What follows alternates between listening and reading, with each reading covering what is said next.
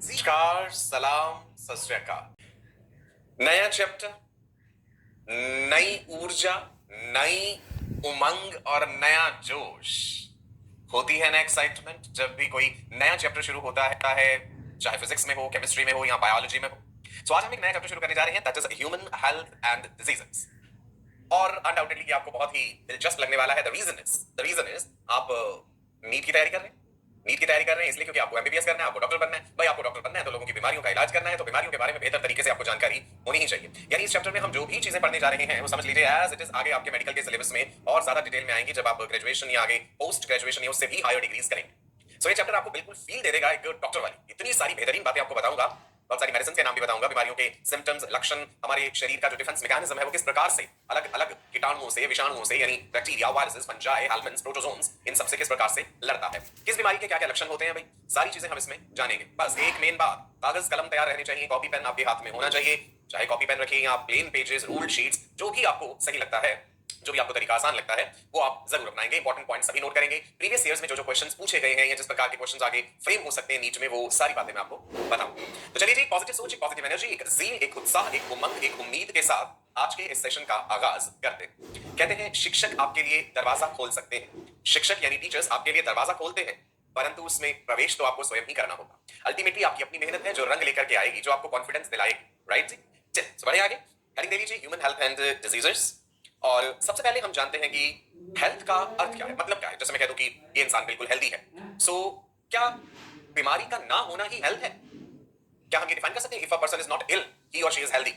नहीं, ऐसा नहीं होता। Health is not only absence of disease, health is a state of complete physical, mental, emotional and even social wellbeing. Recently एक नया dimension add कर दिया गया है इसमें, स्पिरिचुअल हेल्थ। आपको स्पिरिचुअली भी हेल्दी होना चाहिए, न केवल शारीरिक रूप से बल्कि मानसिक रूप से, इसके अलावा आध्यात्मिक रूप से, इसके अलावा भावनात्मक रूप से और सामाजिक रूप से आपका व्यवहार भी दूसरों के साथ हेल्दी होना चाहिए, तभी आप हेल्दी कहलाएंगे। जानेंगे इन सभी डेफिनेशंस के बारे में, लेकिन उससे पहले मैं आपको बताना चाहूंगा, अगर हम मेडिकल साइंस का इतिहास देखें, बड़े पुराने जमाने में चले जाएं, एरिस्टोटल के टाइम की बातें करें, तो ये माना जाता था कि health is related to humours. Humour शब्द समझते, फ्लूइड, शरीर में जो बह रहा है, फ्लो कर रहा है, उसे ह्यूमर कहते हैं। सो सेहतमंद है अगर कोई, हेल्दी है इंसान, गुड हेल्थ है, that means there is balance of the body humours. अब आप सोचोगे ये बॉडी ह्यूमर्स क्या, हमारे शरीर में क्या क्या ह्यूमर्स माने जाते। देखिए, ब्लड यानी रक्त यानी खून, येलो बाइल, ब्लैक बाइल। अब आप कहेंगे येलो बाइल और ब्लैक बाइल क्या होता है? भाई ये पुराना कंसेप्ट है। बाइल जूस तो आप जानते हैं, लिवर बनाता है, गॉल ब्लैडर उसे स्टोर करता है, ग्रीनिश येलो कलर का बाइल जूस है, इसमें बाइल पिगमेंट, बाइल सॉल्ट्स होते हैं। गॉल ब्लैडर बाइल जूस को कंसंट्रेट करके हिपेटोपैनक्रियाटिक डक्ट के जरिए वो ड्यूओडेनम तक पहुंचता है। राइट, फ्लेम, बलगम भी जिसे हम कह देते हैं, थूक जो हम फेंकते हैं, फ्लेम, कफ जिसे कहते हैं। आपने आयुर्वेद में भी सुना होगा, आयुर्वेद का बेसिक सिद्धांत है वात, पित्त और कफ, है ना। कफ, खांसी, phlegm related to the respiratory system, vata is related to gastric troubles, the gas, है ना, पेट में गैस बन रही है तो हम कहते हैं वात की प्रॉब्लम है। Pitta is related to what? Pitta is related to your bile juice, पित्त जिसे बोलते हैं, गॉल ब्लैडर। तो आयुर्वेद का सिद्धांत भी कुछ ऐसा ही रहा, वात, पित्त, कफ वाला, कि भाई अगर ये बॉडी ह्यूमर्स डिस्टर्ब होते हैं तो इंसान को कोई ना कोई बीमारी हो जाती है। तो ऐसा ही कुछ ही इंग्लिश कांसेप्ट भी है, it's called good humour hypothesis. ठीक है, हेडिंग दे लेना, गुड ह्यूमर हाइपोथेसिस के अनुसार blood, yellow bile, black bile and phlegm, ये शरीर के ह्यूमर्स हैं। जिस इंसान में ज्यादा ब्लैक बाइल होगा वो कहते हैं कि गर्म स्वभाव का होगा और उसका तापमान भी ज्यादा होगा, कि भाई बॉडी टेम्परेचर हाई है तो फीवर। तो वही हमने यहां रिलेट करके दिखाया कि more black bile means fever. ये बातें सही नहीं है, पर मैं आपको ये एक पुराना कांसेप्ट बता रहा हूं। आपने विलियम हार्वे का नाम सुना, फादर ऑफ ब्लड सर्कुलेशन कहा जाता है विलियम हार्वे को। अंडरलाइन करें, ये क्वेश्चन भी पूछ सकते हैं, who is regarded as father of blood circulation? William Harvey, he demonstrated blood circulation in a living snake. William Harvey ने ब्लड सर्कुलेशन के बारे में बहुत सारी बातें जानी, एक्सपेरिमेंट्स किए। ठीक है, so he discovered blood circulation and he disproved that good humour hypothesis. उन्होंने गुड ह्यूमर हाइपोथेसिस, वो black bile, yellow bile, phlegm, ये वाली जो बात थी, इसको डिस्प्रूव करा कि भाई ऐसा नहीं होता है। उन्होंने क्या कहा कि भाई अलग अलग पेशेंट्स के साथ एक प्रयोग करा, उनकी कोहनी से ऊपर, एल्बो से ऊपर एक पैड बांध दिया, कस के बांध। अब जब आप कस के बांधेंगे तो यानी ब्लड का फ्लो आपने रोक दिया, है ना। अगर आप मान लीजिए अपनी बाजू में ऊपरी हिस्से में कस के आपने कोई चीज बांध दी, सो नतीजा क्या हो जाएगा उस चीज का? आप देखिए, जैसा आपको दिख रहा है इस तस्वीर में, कोहनी से ऊपर का हिस्सा रेड होने लगा, लाल होने लगा, गर्म भी हो जाएगा, और उससे नीचे का हिस्सा जो है वो ठंडा पड़ने लगेगा, पेल हो जाएगा। तो गर्म होना, लाल होना रक्त से रिलेटेड है, खून से रिलेटेड है। इसका मतलब है ऊपरी हिस्से में खून इकट्ठा होने लगा, जहां पे वो बैंड बांधा गया है उससे ऊपर वाले हिस्से में खून इकट्ठा होने लगा, खून लाल रंग का है, चीजें लाल रंग नजर आएंगी, वहां का एरिया गर्म भी हो जाएगा, और बाजू का नीचे का हिस्सा ठंडा पड़ जाएगा, पीला पड़ जाएगा। तो उससे उन्हें समझ आया कि ब्लड सर्कुलेट कर रहा है, ब्लड शरीर में सर्कुलेट करता है।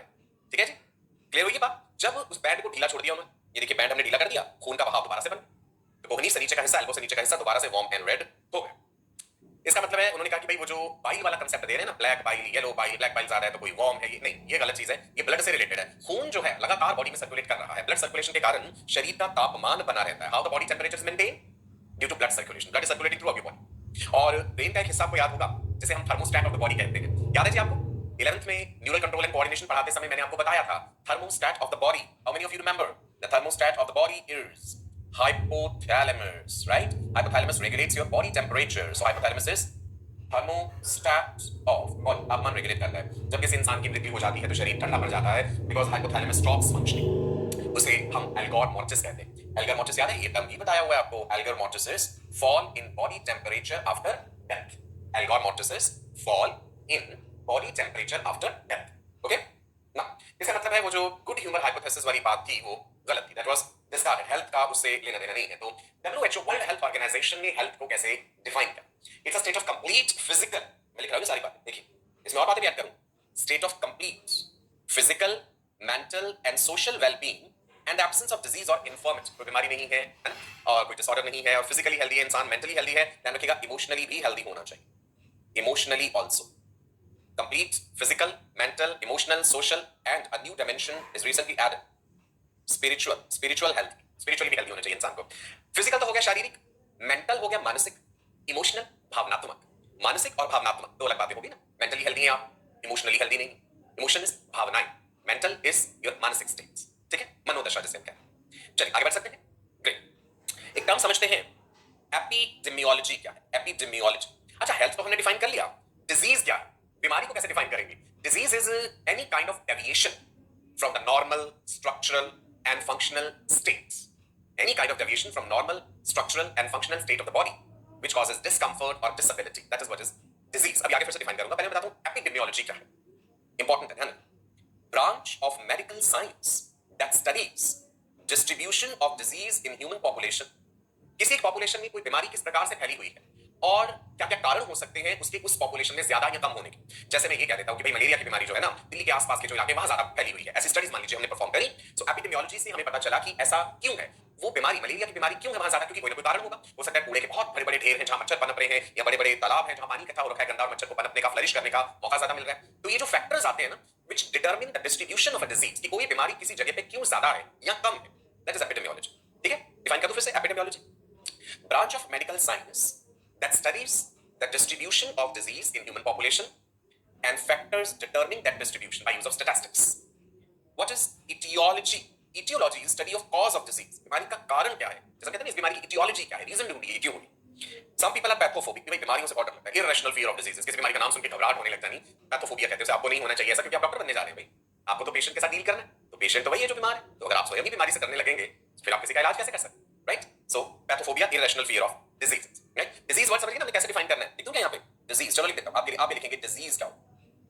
डिजीज इज, नोट करेंगे सभी, any kind of deviation.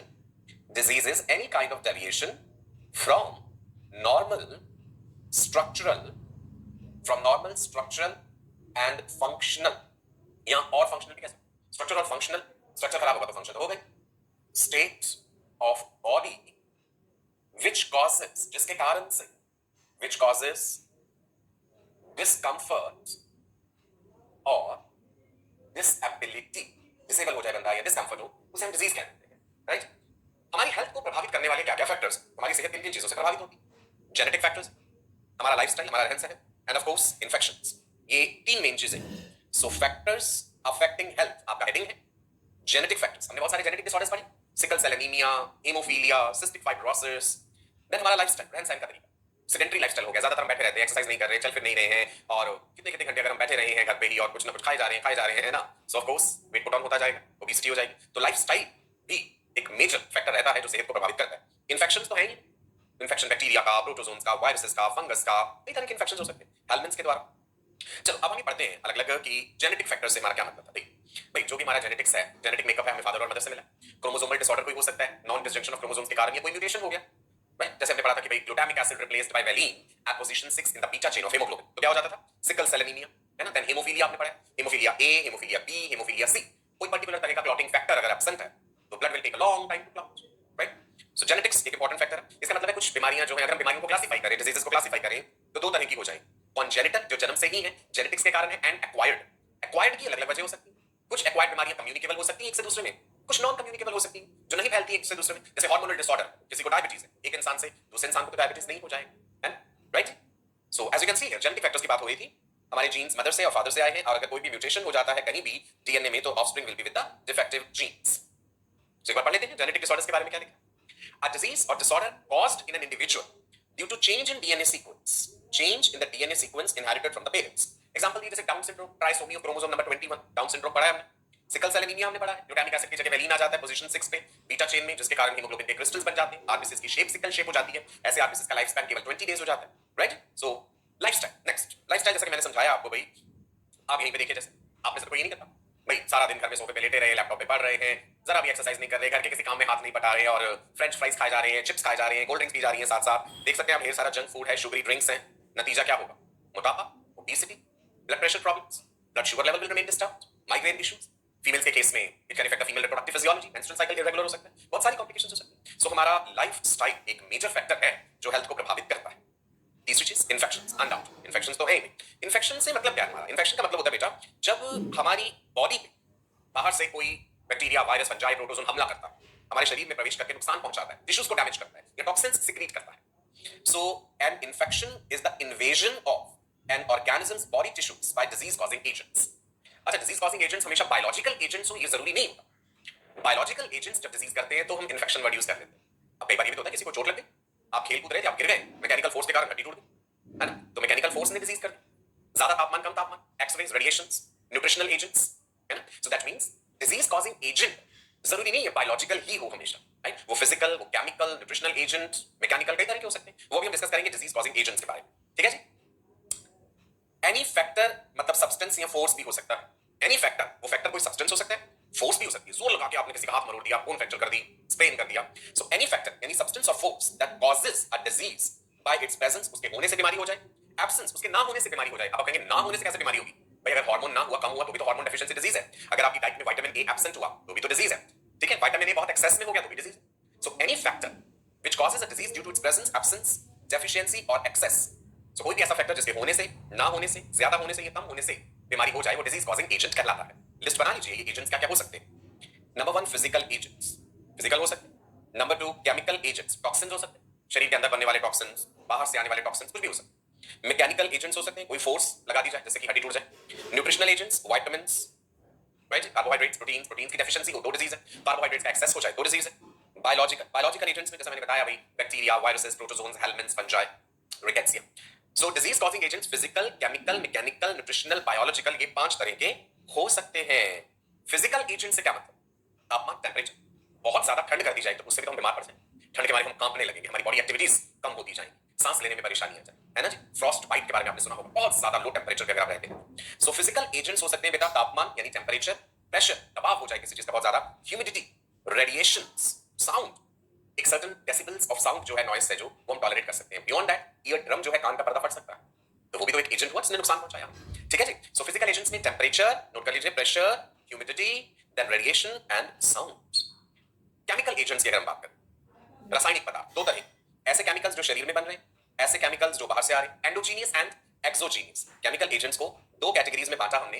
Endogenous chemicals, हमारे शरीर के अंदर यूरिया बन रहा है, यूरिक एसिड बन रहा है, एंजाइम्स बन रहे हैं, हार्मोन्स बन रहे हैं। अगर यूरिया का लेवल ज्यादा होता है, या मान लो यूरिक एसिड का लेवल ज्यादा होता है, अच्छा आपको याद है यूरिक एसिड का लेवल ज्यादा होने से जॉइंट्स का एक तरह का आर्थराइटिस हो जाता है, क्या बोलते हैं उसे? डेपोजिशन ऑफ यूरिक एसिड के कारण जो होता है साइनोवियल जॉइंट्स में, you remember that, movement and locomotion वाले चैप्टर में बताया था। यूरिक एसिड का लेवल ज्यादा हो जाने से देयर इज गाउट और गाउटी आर्थराइटिस। यूरिया का लेवल हाई हो जाए, लिवर में कोई प्रॉब्लम है, यूरिया लेवल हाई हुआ, किडनीज में कोई प्रॉब्लम है, यूरिया लेवल हाई हो गया, जिसके कारण क्या हो जाएगा? यूरीमिया, ब्लड में यूरिया का लेवल ज्यादा होना बड़ा नुकसानदायक है। सो दैट मींस शरीर के अंदर बनने वाले केमिकल्स का लेवल ज्यादा होने से नुकसान हो जाएगा। और हार्मोन्स ये तो केमिकल्स हैं जो शरीर में बन रहे हैं, एक्सेस में कोई हार्मोन हो गया तो भी गड़बड़ करें। आपने पढ़ा hyper secretion of hormone, hypo secretion of hormone, हमने एडिसन्स डिजीज के बारे में जाना, gigantism, dwarfism, chemical control and coordination जब पढ़ा था क्लास 11th में, तो हमने पढ़े थे ना हार्मोनल डिसऑर्डर्स। तो शरीर के अंदर बनने वाले केमिकल्स में गड़बड़ होने से भी बीमारी हो जाएगी। बाहर से कोई केमिकल आ रहा है, पॉल्यूटेंट्स हैं, डस्ट है, फ्यूम्स हैं, वो भी नुकसान पहुंचा रही है, right. So the disease causing agents can be physical, जो हमने अभी डिस्कस किया, they can be chemical, endogenous, exogenous. Then disease causing agents can be biological agents like viruses, bacteria, fungi, protozoans, helminths. बहुत सी बीमारियां वायरसेस करते हैं, chicken pox हो गया, स्मॉल पॉक्स हो गया, then HIV, AIDS, herpes, viral diseases है। Bacteria के द्वारा टेटनस है, टाइफॉइड है, right, food poisoning, typhus fever, fungi, ringworm, fungal infections, protozoans. चलो किसी प्रोटोजोन डिजीज का नाम बताओ, disease caused by a protozoan. Clue देता हूं, फीमेल एनोफिलीज मॉस्किटो के कारण वो पर्टिकुलर प्रोटोजोन फैलता है। प्रोटोजोन का नाम है प्लाज्मोडियम और बीमारी का नाम है मलेरिया, राइट। देन हेलमिंथ्स के द्वारा टेपवर्म का इन्फेक्शन, एस्कैरिस का इन्फेक्शन। तो ये सारे हम पढ़ेंगे, राइट। बायोलॉजिकल एजेंट्स में viruses, bacteria, fungi, protozoans and helminths. Now agents मैंने मैकेनिकल भी कहते हैं। मैकेनिकल एजेंट से मतलब क्या हुआ? मैकेनिकल एजेंट से मतलब हुआ mechanical forces which result in injury, fracture, sprain, dislocation. जोर से किसी ने कंधे पे आपके पुश करा और कहते हैं ना कि कंधा उतर गया, डिसलोकेट हो गया ये जॉइंट, राइट। ठीक है जी। तो स्प्रेन हो सकता है, कहते हैं मोच आ गई, है ना। पैर में कई बार ऐसा हो जाता है ऊंची नीची जगह पे पैर रखा जाए तो मोच आ जाती, स्प्रेन हो जाना, इंजरी, फ्रैक्चर होना, कहीं भी हड्डी टूट जाना। सो ये सब फोर्सेस के कारण। न्यूट्रिशनल एजेंट्स जो भी हम डाइट में लेते हैं अपने components, carbohydrates, fats, proteins, vitamins, minerals, right. Vitamins जैसे मान लो विटामिन ए आपकी डाइट में कम हुआ, विटामिन ए डेफिशिएंसी के कारण क्या डिजीज होती है? Can you tell me? Deficiency of vitamin A results in night blindness, nyctalopia जिसे हम कहते हैं। क्या होता है जी? Night blindness, we call it nyctalopia, deficiency of vitamin A के कारण। और इसके अलावा कॉर्निया भी ड्राई हो जाता है, xerophthalmia, cornea becomes dry. Vitamin A is required for good vision. Vitamin C की डेफिशिएंसी से क्या है? Can anyone tell me? The deficiency of vitamin C results in bleeding of the gums, scurvy, खट्टी चीजें में होता है ना विटामिन सी। ठीक है जी। ऐसे बहुत सारी डेफिशिएंसी डिजीजेस आपने पढ़ी। मिनरल्स में मान लो भाई आयरन की कमी, तो आयरन डेफिशिएंसी एनीमिया हो जाएगा। ऐसे प्रोटीन, एनर्जी, मैलन्यूट्रिशन में आपने पढ़ा होगा क्वाशियोकर, मेरेस्मस, फैट्स का लेवल ज्यादा है, डाइट में इंटेक ज्यादा है तो ओबेसिटी होने लगेगी, मोटापा होगा। So that means disease causing agents सिर्फ बैक्टीरिया, वायरसेस नहीं होते, और भी कई फैक्टर्स हैं जो बीमारियां कर सकते हैं। क्लियर है जी? इतनी बात समझ आई? Is it clear? राइट। अभी तक हमने जाना क्या? हेल्थ क्या है? पुराना कंसेप्ट ये कहता था कि हेल्थ शरीर के ह्यूमर्स के डिस्टर्ब हो जाने से है। गुड ह्यूमर कंसेप्ट जो बड़ा blood, black bile, yellow bile, phlegm. William Harvey ने उस बात को डिस्कार्ड करा।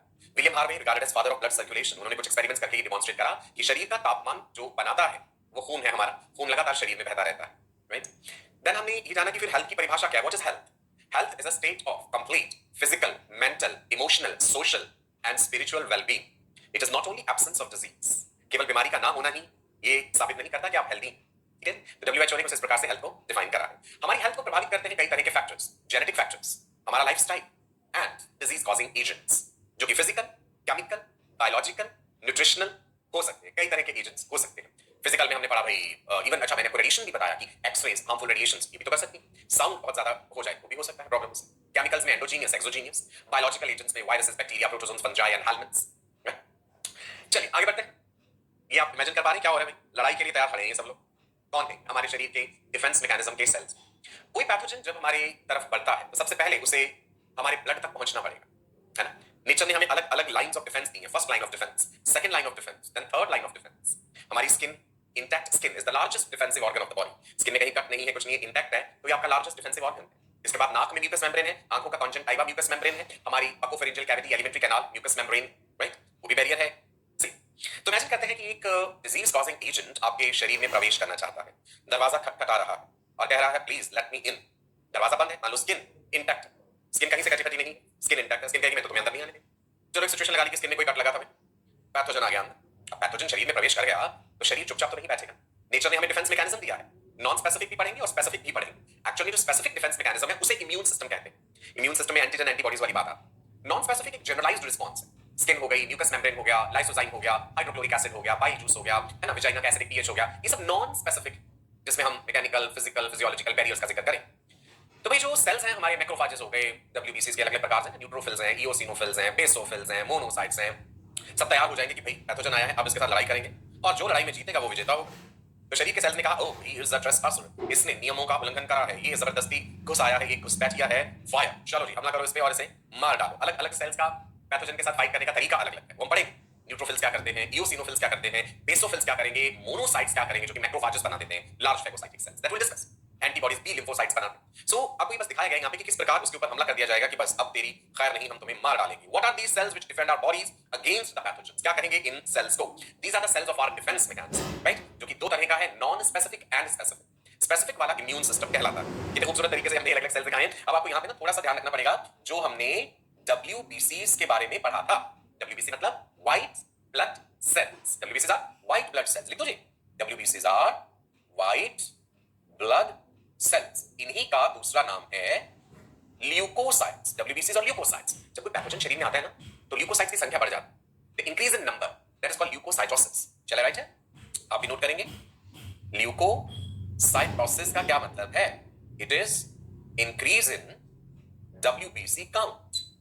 और WBCs दो तरह के हैं, ग्रेन्युलोसाइट्स, ए ग्रेन्युलोसाइट्स। ध्यान रखना ये कौन कौन से दो टाइप्स हैं, ग्रेन्युलोसाइट्स जिनमें एंजाइम रिच स्पेसिफिक ग्रेन्यूल्स होते हैं, लाइसोसोमल ग्रेन्यूल्स। ग्रेन्युलोसाइट्स के भी सब टाइप्स थे, न्यूट्रोफिल्स, इओसिनोफिल्स, बेसोफिल्स। ये सारी नॉलेज अब काम आएगी भाई, मैं लिख रहा हूं यहां पे। ग्रेन्युलोसाइट्स कौन कौन से हैं, न्यूट्रोफिल्स सबसे ज्यादा है जो संख्या, स्मॉलेस्ट भी है, फेगोसाइटिक है, मल्टीलोब न्यूक्लियस बड़ा था। Eosinophils which stain with acidic dyes जिन्हें एसिडोफिल्स भी कहते हैं। Basophils which stain with basic dyes, right. ये तो थे granulocytes. Then I told you about agranulocytes also, जिसमें दो प्रकार आपने पढ़े थे, याद है। ए ग्रेन्युलोसाइट्स कौन कौन से हैं, one is monocytes which enlarge to form macrophages, macrophages monocyte से ही बनते हैं। और दूसरे हैं जी lymphocytes which are the cells of immune system actually, right. Technically बिल्कुल करेक्ट कहना हो तो लिम्फोसाइट्स स्पेसिफिक डिफेंस मैकेनिज्म के सेल्स हैं। दो तरह के हैं, B lymphocytes and T lymphocytes. B lymphocytes antibodies बनाते हैं, ये देखो ये जो एंटीबॉडीज लगी हुई है इसके पास, अगर हम मैंने बताना हो कि कौन सा सेल है, so this cell is B lymphocyte, antibody factories भी कहते हैं, ओके। ठीक है, चलो आगे बढ़ो। नाउ हमारा ब्रेन जो एंडोक्राइन सिस्टम और न्यूरल सिस्टम, नर्वस सिस्टम और एंडोक्राइन सिस्टम जाकर के हाइपोथैलेमस के लेवल पे इंटीग्रेट हो जाते हैं। ब्रेन के तीन हिस्से याद है, ब्रेन के तीन हिस्से याद है आपको, fore brain, mid brain, hind brain. Fore brain में सेरिब्रम पड़ा है, इसके अलावा ऑल्फैक्टरी लोब्स एंड इसके अलावा डायंसेफेलॉन। डायंसेफेलॉन में हाइपोथैलेमस पड़ा था। हाइपोथैलेमस के बारे में बताया था that it is a neuro endocrine structure, it performs nervous functions as well as endocrine functions. तो मतलब ये जो बनाया क्या दिखाया, वो ब्रेन दिखाया। हमारा ब्रेन एंडोक्राइन और न्यूरल सिस्टम को कंट्रोल कर रहा है, ये इंटीग्रेटेड है और अल्टीमेटली प्रभावित होता है इससे हमारा इम्यून सिस्टम, राइट। और अल्टीमेटली उससे प्रभावित होती है हमारी हेल्थ। कहने का मतलब है कि एक तरह से आपको अपने माइंड को मानसिक रूप से भी आपको स्वयं को ठीक रखना जरूरी है, राइट। जो हमारा ब्रेन है, माइंड भी बोल देते हैं हम इस चीज को। हाइपोथैलेमस जो है वहां पे जाके इंटीग्रेट हो रहा है हमारा न्यूरल सिस्टम एंड हमारा एंडोक्राइन सिस्टम, एक दूसरे को रेगुलेट करते हैं, इनकी एक्टिविटीज एक दूसरे को प्रभावित करती है, ठीक है। सो अल्टीमेटली इम्यून सिस्टम प्रभावित होता है जिससे हमारी हेल्थ प्रभावित होती है। इम्यून सिस्टम के सेल्स जो है वो पैथोजेंस को कैसे रिकॉग्नाइज करते हैं, एंटीजेंस के जरिए। एंटीजन शब्द का मतलब है एंटीबॉडी जनरेटिंग मटेरियल, कोई ऐसी चीज जो शरीर में जाने के बाद एंटीबॉडीज की प्रोडक्शन करवा दे, वो एंटीजन है, हम ऐसे कह देते हैं। हर चीज एंटीजन नहीं हो सकती। अगर ऐसा होता तो जब हम कोई दवाई खा रहे हैं, मेडिसिन खा रहे हैं, उसके खिलाफ एंटीबॉडीज बन जाती, वो भी तो शरीर में गई। जब हमारे ब्लड में ग्लूकोज ड्रिप लगाई जाती है या कोई एंटीबायोटिक चढ़ाई जाती है हमें इंट्रावेनस, या कोई इंजेक्शन सबक्यूटेनियस इंट्राडर्मल दिया जाता है, उसके खिलाफ एंटीबॉडीज क्यों नहीं बनती? किसी सब्सटेंस को एंटीजन की तरह बिहेव करने के लिए उसमें कुछ खास प्रॉपर्टीज होनी चाहिए, मॉलिक्यूलर वेट बहुत ज्यादा होना चाहिए, preferably it should be proteinaceous, hetero जो है पॉलीमर हो और शरीर से अनरिलेटेड, तब वो एंटीजन की तरह बिहेव करेगा। हर चीज एंटीजन नहीं हो सकती। ऐसे तो हमारे एल्वियोलाई में पड़ी ऑक्सीजन जब डिफ्यूज होकर ब्लड में जा रही है तो उसके खिलाफ एंटीबॉडीज क्यों नहीं बन सकती? So every substance can not behave as an antigen, right. So antigen क्या है? Anything that the body recognises as foreign, जो बाहर का है, हार्मफुल है, नुकसानदायक है, and it can result in an immune response, so that is antigen. कोई का पूरा पैथोजन एंटीजेनिक नहीं होता। पैथोजन के सरफेस पे कुछ सिलेक्टेड एरियाज होते हैं जिसे एंटीजेनिक कंपोनेंट कहा जाता है। उस एंटीजेनिक कंपोनेंट का एक खास हिस्सा एंटीबॉडी से बाइंड करता है, उसे एंटीजेनिक डिटरमिनेंट कहा जाता है। मैं आपको समझाता हूं, इधर देखिए, मान लो ये एक पैथोजन है, एक बैक्टीरिया, पूरे का पूरा एंटीजेनिक नहीं। बैक्टीरिया के सरफेस पे कुछ सिलेक्टेड एरियाज हैं which have certain properties and this is called antigenic component. ठीक है, certain selected areas on the surface of the pathogen are called antigenic component. इनमें कुछ विशेष प्रॉपर्टीज हैं। इस एंटीजेनिक कंपोनेंट का एक खास हिस्सा ऐसा होगा जो एंटीबॉडी के साथ बाइंड करने की काबिलियत रखता है। एंटीबॉडी का स्ट्रक्चर अगर मैं देखूं, human antibodies are bivalent, detail में पढ़ना है मैंने, वैसे हमने इस चैप्टर में, ऐसे मैंने ये एक एंटीबॉडी बना, ठीक है। एंटीबॉडी का ये हिस्सा जो है यही तो बाइंड करेगा किसी एंटीजन के साथ। तो एंटीजेनिक कंपोनेंट का ये पार्ट कहलाता है एंटीजेनिक डिटरमिनेंट। इंपॉर्टेंट है, आप ड्रॉ करेंगे, एंटीजेनिक डिटरमिनेंट, और we also call it epitope. What do we call it? Epitope. Antibody का ये हिस्सा जो इस एपिटोप के साथ बाइंड करेगा, that is called paratope. So epitope, paratope clear होने चाहिए आपको। वैसे हम एंटीबॉडी के स्ट्रक्चर में भी पढ़े। मैंने आपको क्या बात बताई है, एंटीजन क्या है। पूरा पैथोजन एंटीजेनिक नहीं है। पैथोजन के सरफेस का कुछ खास हिस्सा, प्रॉपर्टीज लिए हुए है, विशेष प्रॉपर्टीज, वो कहलाता है एंटीजेनिक कंपोनेंट। उस एंटीजेनिक कंपोनेंट का वो हिस्सा जो एंटीबॉडी के साथ बाइंड कर जाएगा, वो एंटीजेनिक डिटरमिनेंट एपिटोप कहलाता है। अभी मेरी उंगली सपोज एंटीबॉडी है, जहां पे ये नाखून है, ये वाला हिस्सा पैराटोप कहलाएगा। वो पैराटोप एपिटोप के साथ बाइंड करे, ठीक है। इतनी बात क्लियर है? एपिटोप टर्म क्लियर होना चाहिए, पैराटोप टर्म क्लियर होना चाहिए आपको, राइट। हर सब्सटेंस एंटीजन नहीं हो सकता, उसके लिए विशेष प्रॉपर्टीज होनी चाहिए। इम्यूनिटी से मतलब है the ability of the host to fight the disease causing organisms conferred by immune system. हमारे इम्यून सिस्टम ने जो काबिलियत हमें दी है कि हम बीमारियों से लड़ सकें, that is what is immunity, right. एक मोटी तौर पे एक बात याद रखिएगा बेटा, जो हमारे शरीर का डिफेंस मैकेनिज्म है वो दो तरह का है। एक होता है non specific, it is generalised response of the body which is similar to most of the infections. शरीर का एक generalised response. Second is specific defence mechanism. This is actually the third line of defence. Specific defence mechanism actual में immune system को refer करते हैं। बहुत बार हम generally simple overall defence mechanism को भी इम्यून सिस्टम कह जाते हैं। टेक्निकली अगर बिल्कुल करेक्ट होना हो तो immune system is your specific defence mechanism, because यहां पे एंटीबॉडीज का रोल आएगा, ठीक है। And this is your third line of defence. जो नॉन स्पेसिफिक होता है रिस्पॉन्स वो जनरलाइज्ड है, it is generalised response of body which is similar for most of the infections. Skin है जैसे सिमिलर है, सभी के लिए बाहर से पैथोजन को रोक रही है। हाइड्रोक्लोरिक एसिड सभी तरह के बैक्टीरिया को मारेगा, टाइफाइड बैक्टीरिया के लिए वो बहुत इंपॉर्टेंट किलर है ना। सो इसमें हमारी skin, mucus membrane, hydrochloric acid जो है स्टमक का, बाइल जूस, ये सब चीजें आ जाएंगी। तो यहां पे हम पढ़ते हैं basically first line of defence and second line of defence.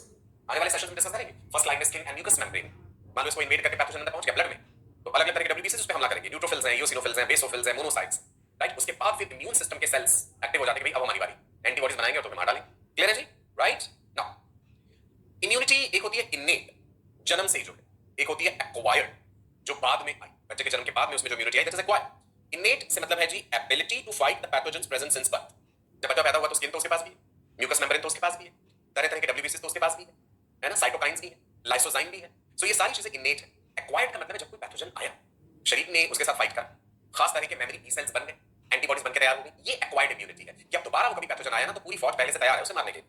So acquired immunity is the ability to fight pathogens developed over a period of time, समय के साथ जो डेवलप हुई है, right. So innate immunity present right from birth, it is non specific, ये बात ध्यान रखनी, इट इज नॉन स्पेसिफिक, मतलब इसमें एंटीबॉडीज वाली बात नहीं है, right. No antibodies are included in this, it is non adaptive, right. Clear है, इनेट इम्यूनिटी।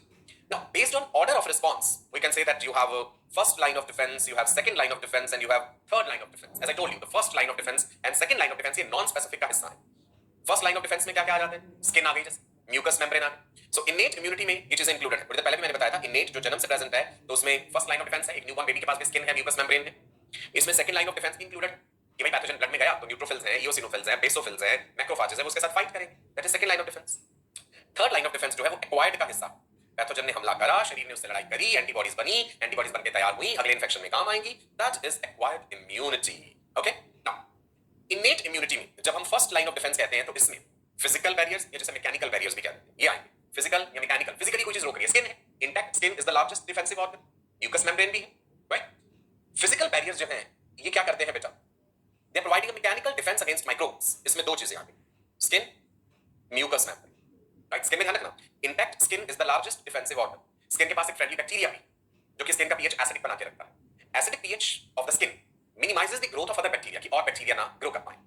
स्किन में अगर कट लग गया, चोट लग गई है, तो पैथोजेंस को एक रूट मिल जाएगा शरीर के अंदर पहुंचने का। इसलिए मैंने कहा था intact skin, intact skin is largest defensive organ. Clear है, याद रहेगा, वेरी गुड। दिखा रहे हैं आप स्किन में किस तरह का एपिथेलियम है, आपको याद है? Skin has which type of epithelial cells? Epithelium of the skin is keratinised, stratified, squamous. लिख लेते हैं, रिवाइज भी हो गया, टिश्यूज में पढ़ा। Skin has keratinised, stratified, squamous epithelium, और ये लगातार शेड भी होता रहता है। स्किन के डेड सेल्स शेड होते रहते हैं। आप जानते हैं स्किन का पीएच एसिडिक है, ये भी ध्यान रखना, तो ये पैथोजन को फ्लरिश नहीं करने देगा। म्यूकस मेम्ब्रेन जो म्यूकस सिक्रीट करती है, कहां-कहां प्रेजेंट है? रेस्पिरेटरी ट्रैक्ट में है, नेजल कैविटी में, आगे के रेस्पिरेटरी ट्रैक्ट में है म्यूकस मेम्ब्रेन, जीआई ट्रैक्ट में है, गैस्ट्रोइंटेस्टाइनल ट्रैक्ट में, यूरिनोजेनिटल ट्रैक्ट, रिप्रोडक्टिव ट्रैक्ट में, और इसके अलावा आंखों को, exposed part of the eyeball को जो कवर कर रही है कॉन्जंक्टिवा, वो भी तो म्यूकस मेम्ब्रेन है। Conjunctiva covers exposed part of eyeballs, sclera को कवर कर रही है, and even inner side of eyelids, inner side of eyelids, palpebral conjunctiva कहते हैं उसे, जो आईबॉल के ऊपर है उसे ऑक्यूलर कॉन्जंक्टिवा कहते हैं। हम देखा कि कॉन्जंक्टिवा का इन्फ्लेमेशन हो तो कॉन्जंक्टिवाइटिस हो जाता है, पिंक आईज जिसे कहते हैं, ठीक है जी। तो म्यूकस मेम्ब्रेन का काम क्या है? It produces mucus which is going to trap the foreign pathogens, trap कर लेगा, पकड़ लेगा, राइट। और जो सेल्स हैं वहां पे, उनके पास सिलिया भी होते हैं, रेस्पिरेटरी ट्रैक्ट में सिलिएटेड एपिथेलियम जो थ्रू आउट कर देगा म्यूकस को बाहर। क्लियर है जी? So in the innate immunity, the first line of defense which we discussed is the physical barrier or the mechanical barriers. Next, which we'll be discussing is the physiological barriers. Physiological barriers में क्या क्या आ जाएगा? जैसे body secretions जो है हमारी, saliva है, tears है, इनमें lysozyme present. Lysozyme is bactericidal enzyme. It ruptures the cell wall of gram-positive bacteria. Lysozyme was discovered by chance by Alexander Fleming when he was working on a bacterial culture. ये बात बताई थी मैंने आपको, right. इसके अलावा हम hydrochloric acid के बारे में पढ़ेंगे। भोजन के साथ पैथोजन पेट में पहुंच गया तो हाइड्रोक्लोरिक एसिड जो है that is a very effective killer of typhoid bacteria, salmonella typhoid. जो लोग रेगुलरली एंटासिड्स लेते हैं, जिन्हें एसिडिटी रहती है, रेगुलरली एंटासिड्स लिए एसिड लेवल डाउन करने के लिए, इनोपिलिया या जेलुस से लिए एंटासिड टैबलेट्स, उनमें टाइफाइड के चांसेस ज्यादा हो जाते हैं, क्योंकि टाइफाइड का बैक्टीरिया जिंदा बच सकता है स्टमक में, एंड टाइफाइड एंटेरिक फीवर है, इंटेस्टाइन तक वो पहुंच जाएगा, स्मॉल इंटेस्टाइन तक तो गड़बड़ कर देगा, ठीक है। सो हाइड्रोक्लोरिक एसिड के बारे में पढ़ेंगे, बाइल जूस के बारे में भी पढ़ेंगे, pH in the vagina is acidic. कान में जो वैक्स बनती है, ईयर वैक्स सीरो में, वो भी तो एक तरह से पैथोजेंस की एंट्री को रोकता है, right? So first line of defence को आगे हम कंटिन्यू करेंगे अपने अगले सेशन में। और सेहत जब बिगड़ती है तो भाई कोई ना कोई उसका कारण होता है, यानी अगर normal structural and functional state of the body से कोई डेविएशन है तो यही डिजीज है। यही तो हमने डेफिनेशन पढ़ी थी डिजीज की। Disease is any kind of deviation from the normal structural and functional state of body which causes discomfort और डिसेबिलिटी। कुछ डिजीजेस कॉन्जेनिटल होती हैं, जन्म से ही, जेनेटिक डिसऑर्डर्स जिसे हम कहते हैं। कुछ एक्वायर्ड है, मतलब जो बाद में होती है। एक्वायर्ड वाली कम्युनिकेबल हो सकती हैं, नॉन कम्युनिकेबल हो सकती हैं, भाई एक से दूसरे में फैलती हैं या नहीं, उसके आधार पे। डिजीज कॉजिंग एजेंट के बारे में हमने पढ़ा था पिछले सेशन, याद है आपको? Disease causing agent, any factor which causes disease due to its presence, absence, deficiency or excess। कोई भी ऐसा फैक्टर जिसके होने से, ना होने से, ज्यादा होने से या कम होने से अगर बीमारी हो जाए तो वो डिजीज कॉजिंग एजेंट है। ये एजेंट्स फिजिकल हो सकते हैं, टेम्परेचर, या फिर हमने पढ़ा था कि भाई रेडिएशन, साउंड, प्रेशर। ये एजेंट्स केमिकल हो सकते हैं, एंडोजीनियस केमिकल, शरीर के अंदर बनने वाले chemicals, urea, uric acid, ammonia, या एक्सोजीनियस केमिकल्स, पॉल्यूटेंट्स, स्मोक, है ना। ये एजेंट्स न्यूट्रिशनल हो सकते हैं, प्रोटीन्स, विटामिन, मिनरल्स एक्सेट्रा। ये एजेंट्स बायोलॉजिकल हो सकते हैं। बायोलॉजिकल में bacteria, viruses, protozoans, fungi. Malaria disease कौन करता है? मलेरिया का पॉजिटिव एजेंट कौन है? Is it bacteria, is it protozoan, is it virus, is it fungi? Malaria is caused by Plasmodium which is a protozoan. Plasmodium का life cycle भी हम detail में पढ़ेंगे इस चैप्टर। अपने पिछले सेशन में हमने गुड ह्यूमर हाइपोथेसिस के बारे में जाना था कि भाई बहुत पुराने जमाने में ये मान्यता थी कि शरीर में जो ह्यूमर्स हैं, बॉडी फ्लूइड्स हैं, जैसे कि ब्लड हो गया, फ्लेम है, ब्लैक बाइल, येलो बाइल, इनके डिस्टर्बेंस हो जाने से शरीर में कोई ना कोई बीमारी होती है। William Harvey, father of blood circulation जिन्हें कहा जाता है, उन्होंने इस चीज को डिस्प्रूव करा था। फिर हमने ये जाना कि health is not only absence of disease. WHO, World Health Organization ने हेल्थ को कुछ इस प्रकार से डिफाइन करा है, it is a state of complete physical, mental, emotional, social and spiritual wellbeing. तब आप पूरी तरह से सेहतमंद कहलाते हैं, हेल्दी कहलाते हैं, ठीक है जी। फिर हमने ये भी जाना था अपने पिछले सेशन में कि जो बायोलॉजिकल एजेंट्स हैं, इन्फेक्शियस एजेंट्स जो शरीर में प्रवेश करते हैं और अलग अलग बीमारियां करते हैं,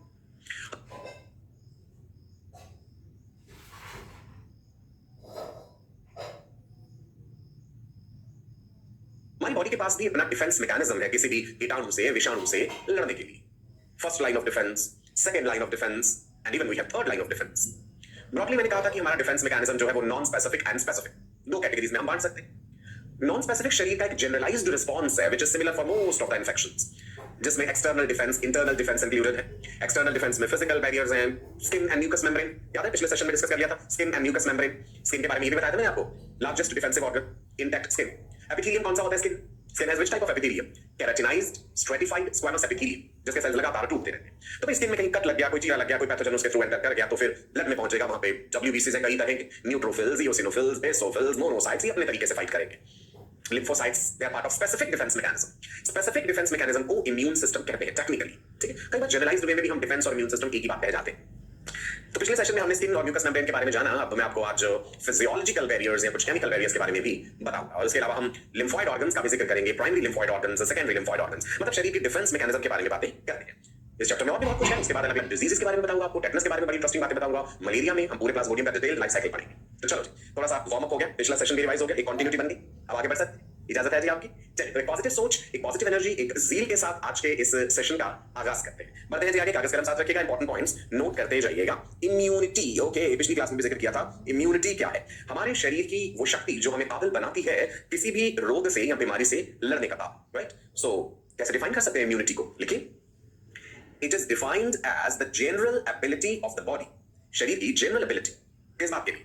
to recognise, neutralise, destroy and eliminate disease producing agents.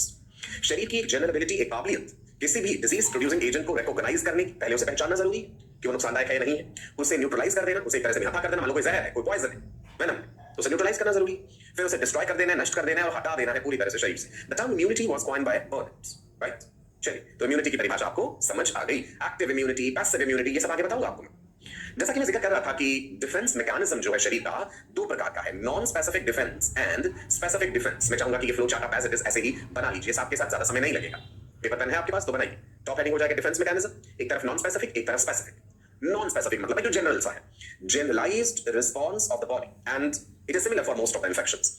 It fights with pathogens by means other than antibodies. ये पॉइंट इंपॉर्टेंट है भाई, नॉन स्पेसिफिक में एंटीबॉडीज इन्वॉल्व नहीं है, स्पेसिफिक में इन्वॉल्व है। सो स्पेसिफिक वाला जो है, it is specialised response of the body, it fights with pathogens by antibodies. यहां पे एंटीबॉडीज इन्वॉल्व है और ये थर्ड लाइन ऑफ डिफेंस होता है। तो फर्स्ट और सेकंड लाइन ऑफ डिफेंस क्या है? वो नॉन स्पेसिफिक है। नॉन स्पेसिफिक में एक्सटर्नल डिफेंस है एंड इंटरनल डिफेंस है। एक्सटर्नल वाला जो है जिसमें स्किन और म्यूकस मेम्ब्रेन आ जाएगा, वो होता है फर्स्ट लाइन ऑफ डिफेंस। कोई भी कीटाणु शरीर में आना चाह रहा है, पहले चमड़ी को भेदेगा या नाक के जरिए, आंख के जरिए, मुंह के जरिए, यूरिनोजेनिटल ट्रैक्ट के जरिए जाना चाहेगा, तो वहां पे म्यूकस मेम्ब्रेन है। इसका मतलब है फर्स्ट लाइन ऑफ डिफेंस में हमारे पास स्किन है, intact skin and mucous membrane which lines the exposed part of eyeball, पिछले सेशन में बताया था conjunctiva। इसके अलावा respiratory tract, gastrointestinal tract में, urinogenital tract में mucous membrane है जो mucus secrete करती है, जो foreign particles को ट्रैप कर लेता है। ठीक है, मान लो mucous membrane को भी क्रॉस करके कोई पैथोजन ब्लड में चला गया। भाई जब ब्लड में चला गया, ब्लड में पहुंचने पे बात आ जाती है internal defence. That is the second line of defence. Internal defence में हम कई तरह के WBCs के बारे में पढ़ेंगे, राइट? और भी बहुत सारी प्रोसेसेस हम इसमें जानेंगे। इंटरफेरॉन्स क्या है, नेचुरल किलर सेल्स क्या है, कॉम्प्लीमेंट प्रोटीन्स क्या है, फीवर, इन्फ्लेमेटरी रिएक्शन, वो सब चीजें इंटरनल डिफेंस में आ जाती है। Right? And third line of defence जो है दैट इज स्पेसिफिक डिफेंस। तो मोटे तौर पे अगर हमें इम्यूनिटी में क्लासिफाई भी करना हो तो हम first line of defence, second line of defence, third line of defence ऐसे भी कर सकते हैं। राइट? चलिए याद कीजिए, इनेट इम्यूनिटी में बताया था मैंने पिछले सेशन में, फर्स्ट लाइन ऑफ डिफेंस में फिजिकल बैरियर्स या मैकेनिकल बैरियर्स जिसे हमने कहा था, skin and mucus membrane. Physiological barriers में आते हैं एनसीईआरटी के अनुसार। फिजियोलॉजिकल बैरियर्स, अब यहाँ पे स्टमक दिख रहा है ना, स्टमक में एसिड भरा हुआ, तो फिजियोलॉजिकल बैरियर्स में क्या क्या चीजें हम इंक्लूड करते हैं देखिए। हम भोजन, पानी, जूस, जो भी चीजें लेते हैं मुंह के जरिए पेट में गए, बाहर से बहुत सारे कीटाणु, बैक्टीरिया, प्रोटोजोन्स, फंजाई हमारे पेट में जा सकते हैं। स्टमक का जो एसिड है ना, कौन सा एसिड है? Hydrochloric acid. स्टमक में तो हम जानते हैं कि भाई HCl है ना। HCl किसने बनाया स्टमक में? Do you remember? स्टमक का स्ट्रक्चर पढ़ा, म्यूकोसा ऑफ द स्टमक में gastric glands, cardiac glands, fundic glands, pyloric glands. Gastric glands में अलग अलग तरह के सेल्स भी पढ़े थे। एक सेल्स हमने खास तरह के पढ़े थे ऑक्जेंटिक सेल्स, याद है सबको? ऑक्जेंटिक सेल्स का दूसरा नाम क्या था? Parietal cells. So oxyntic cells और द पैराइटल सेल्स, ये जो है they secrete hydrochloric acid, HCl। जब HCl सिक्रीट होता है, it has a pH of 0.8। By the time it gets mixed up with other stomach secretions, pH becomes 2 to 3, जो कि highly favourable है pepsin के एक्शन के लिए। स्टमक में प्रोटीन डाइजेशन शुरू होती है ना, पेप्सिनोजन पेप्सिन में कन्वर्ट होता है, पेप्सिन प्रोटीन्स को तोड़ता है। ये हाइड्रोक्लोरिक एसिड जो है बड़ा इंपॉर्टेंट काम करता है। हाइड्रोक्लोरिक एसिड जो है it prevents the microbial growth, bactericidal, bacteria को मार डालेगा। It is very effective, very potent killer of typhoid bacteria. Please remember, I am writing here HCl is potent, very effective। आप सभी लिखेंगे साथ साथ, वेरी इफेक्टिव किलर ऑफ किस disease का? पैथोजन, टाइफॉइड का bacteria, salmonella typhi. Typhoid enteric fever है, पढ़ेंगे टाइफॉइड के बारे में डिटेल में। सो टाइफॉइड का बैक्टीरिया जो है साल्मोनेला टाइफाई, वो फूड के साथ, पानी के साथ, कंटामिनेटेड फूड एंड वाटर के साथ पेट में पहुंच जाता है, लेकिन हाइड्रोक्लोरिक एसिड से मार डालता है। जिन लोगों में ज्यादा एसिडिटी की प्रॉब्लम रहती है, जिनमें रेगुलर हैबिट है एंटासिड्स लेने की, इनोपीलिया, जेनेसिलपीलिया, या कोई भी एंटासिड टैबलेट ले ली, दवाई ले ली, उनमें क्या होगा? हाइड्रोक्लोरिक एसिड का लेवल डाउन जाएगा, तो टाइफॉइड बैक्टीरिया के स्टमक में सर्वाइव कर जाने के चांसेस बढ़ जाएंगे। So people who regularly take antacids, they are more susceptible to which disease? Typhoid. Stomach में जिंदा बच गया बैक्टीरिया, स्मॉल इंटेस्टाइन में पहुंच जाएगा, स्मॉल इंटेस्टाइन में जाके वो एंटेरिक फीवर या टाइफॉइड कर सकता है। ठीक है, तो स्टमक एसिड की बात याद रखिए कभी। हम फिजियोलॉजिकल बैरियर्स की बात करें, स्टमक में एसिड वाली बात हमने करी, राइट? इसके अलावा another important thing is lysozyme. Lysozyme के बारे में पहले भी पढ़ चुके। बैक्टीरियोसाइडल एंजाइम कैसा है lysozyme? It is bacteriocidal. It ruptures cell wall of gram positive bacteria. Gram positive, gram negative आपने पढ़े हुए। So gram positive bacteria की cell wall को रप्चर करता है, ये मार डालता है बैक्टीरिया। लाइसोजाइम कहाँ प्रेजेंट है? सलाइवा में प्रेजेंट है, हमारे आंसुओं में भी प्रेजेंट। ठीक है, नेचर ने ये भी डिफेंसिव मैकेनिज्म दिया, आंख के जरिए कोई पैथोजन ना जाने पाए। टीयर ग्लैंड्स कंटीन्यूअसली टीयर्स बनाती है जिनमें लाइसोजाइम है और वो पैथोजन्स को मार डालता है। बकल कैविटी में सलाइवरी ग्लैंड्स हैं। सलाइवरी ग्लैंड्स जो हैं आप जानते हैं, 3 तरह के सलाइवरी ग्लैंड्स हैं, पैरोटिड सलाइवरी ग्लैंड्स, सब मैंडिबुलर और सब maxillary salivary glands and sublingual salivary glands, right? Salivary glands saliva बना रही है। सलाइवा की कंपोजिशन में बहुत सारी चीजें हैं, बाइकार्बोनेट आयंस भी हैं, sodium ions, potassium ions, chloride ions, sulphuric amylase enzyme, जिसे डायस्टेस भी कहते हैं, एंड लाइसोजाइम। तो खाने के साथ जो पैथोजन हमारे मुंह में चले जाएंगे, सलाइवा में प्रेजेंट लाइसोजाइम जो है उसे मार डालेगा। So can you see this bacteria जो मुंह में पहुंचे थे, लाइसोजाइम ने इन्हें मार डाला। याद रहेगा, lysozyme was discovered by chance by Alexander Fleming, जिन्होंने पेनिसिलिन भी डिस्कवर करी थी। अलेक्जेंडर किसी बैक्टीरियल कल्चर पे काम कर रहे थे और उनको छींक आ गई, स्नीज कर दिया उन्होंने, और उन्हें लगा कि उनका वो कल्चर खराब हो गया, लेकिन उन्होंने उसे फेंका नहीं। कुछ समय बाद जब उन कल्चर प्लेट्स को देखा, ऑब्जर्व करा, तो वहां पे बैक्टीरिया मर चुके थे। तो उन्हें आइडिया मिला that something is present in nasal secretions या सलाइवा, जिसके कारण ये मर चुके हैं पैथोजन। इससे उन्हें आइडिया मिला था, राइट जी? डिस्कवरी बाय चांस, सेरेंडिपिटी कहते हैं उसे, डिस्कवरी बाय चांस को। ओके जी, तो फिजियोलॉजिकल बैरियर में एसिड है और उसके अलावा लाइसोजाइम। इवन ध्यान रखिएगा, बाइल जूस जो होता है, बाइल जूस कौन बनाता है? बाइल जूस लिवर बनाता है, गॉल ब्लैडर में स्टोर रहता है, कंसंट्रेट होता है, फिर वो ड्यूडेनम में स्मॉल इंटेस्टाइन में पहुंचता है। So bile juice in small intestine ये भी बैक्टीरिया को मार डालता है।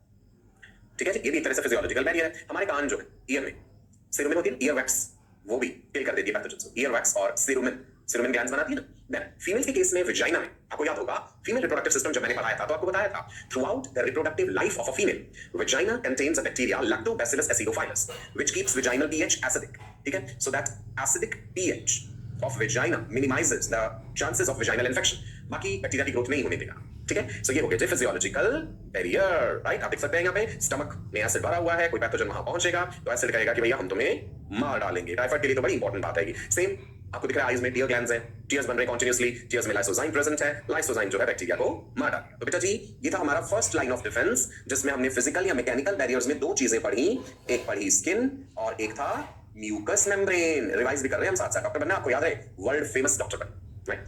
फिजियोलॉजिकल बैरियर्स में क्या क्या बताया मैंने, लाइसोजाइम बहुत सारी बॉडी सिक्रीशंस में प्रेजेंट है, hydrochloric acid, bile juice, cerumen, acidic pH of vagina. So we have covered this first line of defence. अब आता है सेकंड लाइन ऑफ डिफेंस कि अगर कोई pathogen first line of defence से बच गया और पहुंच गया ब्लड में, तो ये सेकंड लाइन ऑफ डिफेंस तब ऑपरेट करती है जब पैथोजन का आमना सामना किससे हो जाएगा, आपके रक्त से, आपके खून से, आपके ब्लड से या लिम्फ से। यहां पे सेलुलर बैरियर्स आ जाएंगे। सेलुलर बैरियर्स में नाम सुनते ही सबसे पहले तो डब्ल्यूबीसी ध्यान रखें। कुछ चीजें सेलुलर बैरियर कुछ सेल्स के द्वारा सिक्रीट की गई सिक्रीशंस भी है, साइटोकाइन्स, इंटरफेरॉन्स हो गए, कॉम्प्लीमेंट प्रोटीन्स हो गए। तो सेलुलर बैरियर्स में मुख्य नाम जो उभर के आता है वो है जी डब्ल्यूबीसी से, ठीक है। तो आपका हेडिंग क्या है, आपका हेडिंग है second line of defence. Pathogen आ गया ब्लड में, डब्ल्यूबीसी को पता चले, डब्ल्यूबीसी ने कहा भाई हम तो पूरी आर्मी है, तैयार है तुम्हारे ऊपर हमला करने के लिए। डब्ल्यूबीसी का नंबर बढ़ने लगेगा, ल्यूकोसाइटोसिस कहते हैं उसे, देखते हैं। Let's read what is the second line of defence. An internal defence which is going to prevent the spread of micro organisms in the body. It includes, इसमें क्या क्या आ जाएगा ध्यान देना। डब्ल्यूबीसी तो मैं कह रहा हूं व्हाइट ब्लड सेल्स जो है, एक तो ये हो गए, इनकी टाइप्स भी याद रखनी है। ग्रेन्युलोसाइट्स, ए ग्रेन्युलोसाइट्स, ग्रेन्युलोसाइट्स में neutrophils, eosinophils, basophils and A granulocytes में मोनोसाइट्स, लिम्फोसाइट्स, ठीक है ना। दूसरा आएगा इसमें मैक्रोफेजेस। तीसरा है इंटरफेरॉन्स, ये भी इंपॉर्टेंट है। इंटरफेरॉन्स पे क्वेश्चन आता है इन्फ्लेमेटरी रिएक्शन, इन्फ्लेमेशन हो जाना, जैसे आपको कभी चोट लगी हाथ में, है ना, हम कहते हैं जहां पे चोट लगी वहां दर्द हो रहा है, pain, pain is one sign of inflammation. इसके अलावा क्या हो जाता है, वहां पे सूजन हो जाती है, स्वेलिंग हो जाती है। सो स्वेलिंग, रेडनेस, उतना हिस्सा लाल हो जाए, swelling, redness, pain and warmth, उतना एरिया गर्म भी हो जाएगा। These are the four signs of inflammation. जहां भी कहीं इन्फ्लेमेशन हो, इन्फ्लेमेशन का कारण कोई मैकेनिकल इंजरी हो सकता है, केमिकल इंजरी हो सकता है, कुछ भी हो सकता है। फीवर, शरीर का तापमान बढ़ जाता है भाई जब कोई पैथोजन शरीर में आता है। Increase in body temperature is pyrexia. चलो मुझे बताओ थर्मोस्टेट ऑफ द बॉडी कौन है, ये हम कई बार जिक्र करते हैं। शरीर का तापमान जो मेंटेन करके रखता है, ब्रेन का एक हिस्सा होता है थर्मोस्टेट ऑफ बॉडी। क्लू दे दिया मैंने आपको, ब्रेन में फोर ब्रेन का पार्ट है हाइपोथैलेमस, ठीक है। तो हाइपोथैलेमस शरीर का तापमान बढ़ा देता है। शरीर का तापमान बढ़ने का फायदा ये हो जाता है कि एंजाइम्स एक्टिव हो जाएंगे पूरी बॉडी के, पूरे सेल्स के पैथोजन से लड़ने के लिए।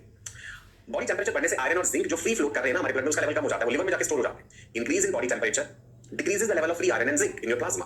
आयरन और जिंक पैथोजन को चाहिए होते हैं मल्टीप्लाई करने के लिए, और जब तापमान बढ़ा है आयरन और जिंक पैथोजन को नहीं मिलेगा तो मल्टीप्लाई नहीं कर पाएगा, क्योंकि ज्यादा तापमान न्यूरॉन्स के लिए नुकसानदायक हो जाता है। Neurons are very sensitive to temperature. आपने देखा होगा बुखार ज्यादा चढ़ा हो तो सिर पे ठंडे पानी की पट्टियां है ना, करते हैं ना बर्फ में भिगो के भी, वो इसलिए कि इतना एरिया हेड एरिया कम तापमान पे है। Neurons are very sensitive to temperature. तभी शरीर का तापमान बढ़ने पे हम एंटीपायरेटिक्स लेते हैं। एंटीपायरेटिक्स वो दवाइयां हैं, पैरासिटामोल, क्रोसिन, जो आपका बॉडी टेंपरेचर डाउन करती है, ठीक है। लेकिन पैथोजन को मारने के लिए फिर साथ के साथ एंटीबायोटिक भी लेनी पड़ी। चल ये हो गया जी fever. NK cells, NK stands for natural killer cells. Complement proteins, ये सारी चीजें किसमें आ रही है बेटा, सेकंड लाइन ऑफ डिफेंस, जब ब्लड में पहुंच गया, ठीक है। हेडिंग दिया सेकंड लाइन ऑफ डिफेंस, डब्ल्यूबीसीज white blood cells, macrophages, interferons, inflammatory reaction, inflammation के चार साइंस भी बता दिए, fever, pyrexia, natural killer cells, complement proteins. चलो डब्ल्यूबीसीज डिस्कस करते हैं। देखो व्हाइट ब्लड सेल्स, जैसे कोई पैथोजन आपके शरीर में आया ना, व्हाइट ब्लड सेल्स का हम अपना नंबर बढ़ा रहे हैं भाई, ल्यूकोसाइटोसिस।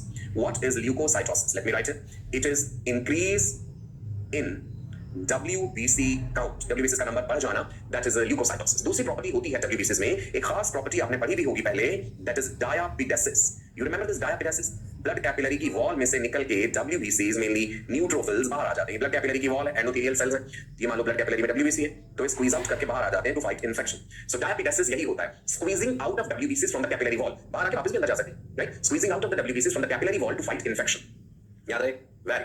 WBCs दो तरह के हैं, ग्रेन्युलोसाइट्स जो कि ज्यादा है 68% के करीब, ए ग्रेन्युलोसाइट्स 32% के करीब। ग्रेन्युलोसाइट्स क्यों कहा? They have enzyme rich specific lysosomal granules.